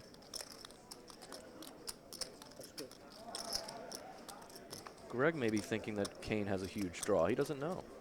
All in. 8 on the river, and Greg immediately moves all in. Interesting. It is a pretty innocuous river. 8 of diamonds is a great card for Greg. He can't really think that helps Kane in any which way. What a hand being played out here. Yeah. Kane deciding to bet. Oh my God! Wow. He puts it in on the river. That is. What a monster hand here for Greg. Oh my God! Damn. Wow. So Greg really getting max value there with top pair, and maybe the first misstep we've seen Kane make at this final table. So we're going to try to get an updated stack count for you guys shortly, but it looks like Greg has just a massive lead, right? What is it? Yep. They were almost even in chips going into that pot, so Kane is now left with, under 10 big blinds here. My goodness. So Kane just decided that, if his 5 was good on the turn, that it was good on the river, right? Because all those draws that we spoke about didn't come in. None of those cards really came in. The 8 for both of them is like a brick. For sure. It was a brick for Greg, and it was a brick for Kane. So if Kane was good on the turn, he's good on the river. And the same thing with Greg. If I'm good on the flop and the turn, I'm good on the river. The 8 doesn't really help. Yeah, the 8 of diamonds is definitely one of the most interesting cards in the deck in terms of, where both players think they stand in the hand. Yeah. So from Kane's perspective here, he decided to call turn because a lot of those flop draws and even some turn draws were immediately available. And on this 8 of diamonds river, you don't expect Greg to ever be shoving queen 5, queen 3, or 5-3 for value anymore. So your 5 here is actually a very good bluff catcher, and you don't expect Greg to have many one-pair queen hands, by the river that decide to go for value. So, it's a nice line from Greg. It really was. Yeah, I mean, he really got the max out of it. I definitely understand Kane's thinking in this spot. Sure. In terms of the hand being played out from Greg's perspective, check raising the flop with top pair and probably the best kicker you have here. Definitely very good. On the turn, you can still definitely get a lot more value. River, I actually think the shove is a little too thin. You do? Really? Just because on that run out, you want to have, you want to protect your range just a little bit because a lot of the draws did miss, and a lot of your value combos are now no longer available for you to bet for value. Like I said, your 2 pairs are now counterfeited a lot, right? And you're not going to have very many 8s that get there by the river. Sure. So, and because of all those draws that were available, Kane can actually now, have a lot of bluffs left by the river that he needs to bluff. And right, now your queen jack becomes a very, very good bluff catcher. Fair enough. Fair enough. I think that's actually a pretty valid point. So yeah, definitely 2 ways you could play that. I definitely understand his reasoning for shoving for value. Yeah. And in this particular hand, he definitely got the max from Kane. Right. Yeah, he really did. I mean, you're right. The river shove does look thin, but I think in his mind, if the river didn't come a spade or a straightening card or something weird like that, he was just going to go for it. For sure. And he had a very good read on Kane's hand. He had the best hand, and he got the max. So kudos to Greg. I think a lot of players would have maybe just taken the passive check call line and not get as much value as he did. So he's on the precipice of a massive score and very prestigious title here if he can close this out. It's a pretty remarkable turn of events here. And Kane with a pretty standard shove with the suited connector. And for less than 10 big blinds, any king, especially one, like king 6, could be a call for Greg here. Yeah, Greg does make the call. Greg knows that he's ahead of his range, and he is, and now just has to hold. And you can see from the math there, it's a virtual coin flip. And Greg just needs to hold here for the title. What? Kane does flop a gutter here. Wow. So we do have an action flop, and Queen on this the turn could is be no it, help. gentlemen, and that's it. Okay, man. Greg Nerenberg is your 2018 Never winning a tournament Summer again. Poker Open champion. Yeah, Ralph. Love you. Congrats. 365,000. His previous he more than doubled his previous career total earnings. Carlos left? Previous earnings were 178,000. More than doubled that today. And hats off, kudos to Kane Callis, a remarkable tournament. Great performance again from a local legend. Second place, nothing to sneeze at. 205,000 to add to his bankroll. Thank you very much. And there's the beautiful steel and glass Oh my God. Borgata trophy. Eagle's gonna get so much bigger. No. And we're gonna have That's a sick fade. we're gonna speak to the champion in a short while. So just hang out just 1 second. Yeah, so thank you so much, Vinny. It was awesome Thank you to very have much. you here in the booth. Yeah, They're we pretty really good, man. really appreciate all you guys following at home. It's been an incredible week here at the Borgata, few weeks actually. And thanks to everyone at Twitch, thanks to everyone in the production crew and Borgata very Live much. team. And we're going to be chatting with the champion shortly. Yeah, and I'll head down there for a winner's interview with Greg Nerenberg, our We're definitely getting 2018 dinner. Summer Poker Open champion. Thanks, everybody. Have a good night.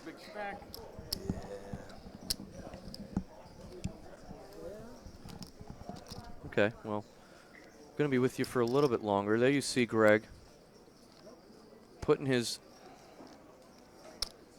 big pile of chips together. He is beaming with pride, as he should be. And so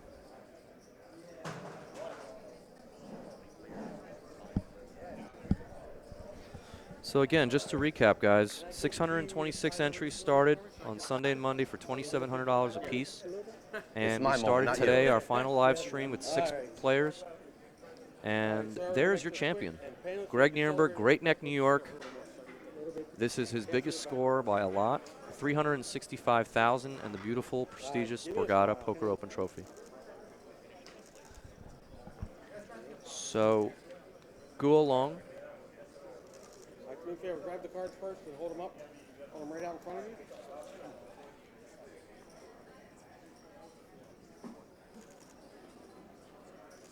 All right, do you have any friends you want in the picture?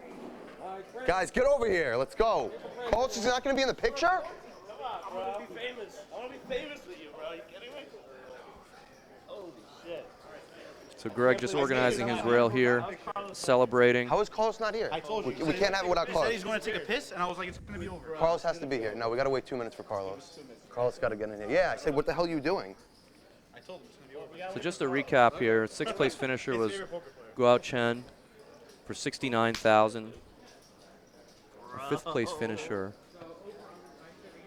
was Jesse Mercado, 83,000. By the way, the second hand I jammed on, Our 4th place finisher I was letting him know off the bat. was Sumeet Even before the Wayachal. minute. I love Had that. to just He go got big. 105,000. Our 3rd place finisher was David Albis For Leo. for 129,000. Kane Callis finished 2nd for 205,000. And again, our winner and champion of the Summer Poker Open, Everybody give me the number one first. Greg Nerenberg, 365,000. Now, everybody point it at me. Thanks again, everybody. Yeah, no short of exciting. It was amazing to see these guys battle.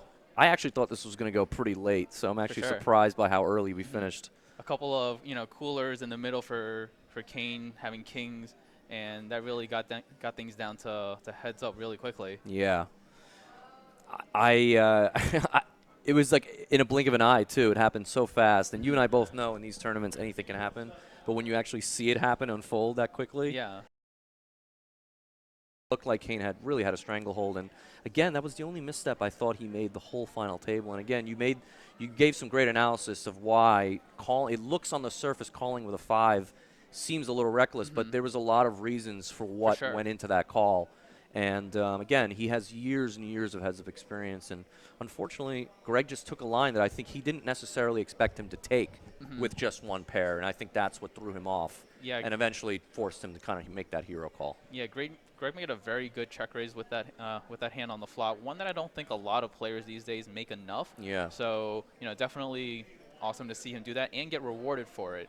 Yeah, unfortunate for Kane that he came in with the chip lead, you know, heads up, and wasn't able to close out. But awesome result for Greg Nerenberg here. So we're going to get down to a winner's interview very shortly. If you guys hang out, you can get the chance to listen to what Greg has to say. And we're going to send it down shortly to our winner, Borgata Summer Open champion. Okay. Incredible turn of events. We're here with our winner of the 2018 Summer Poker Open here at Borgata. $365,000 for first place to Greg Nerenberg. Congratulations. Thank you very much. So I know you have had a lot of recent success here. You know, both at Parks, winning 2 500 mains, and now here at Borgata. What has led to all the success? Well, I've been playing poker for the last 10 to 15 years, and I guess the last 5 years or so, all my good friends just started winning tournaments, and I got really offended that I wasn't winning any, so I decided to get in there and had to get some titles to compete. Awesome.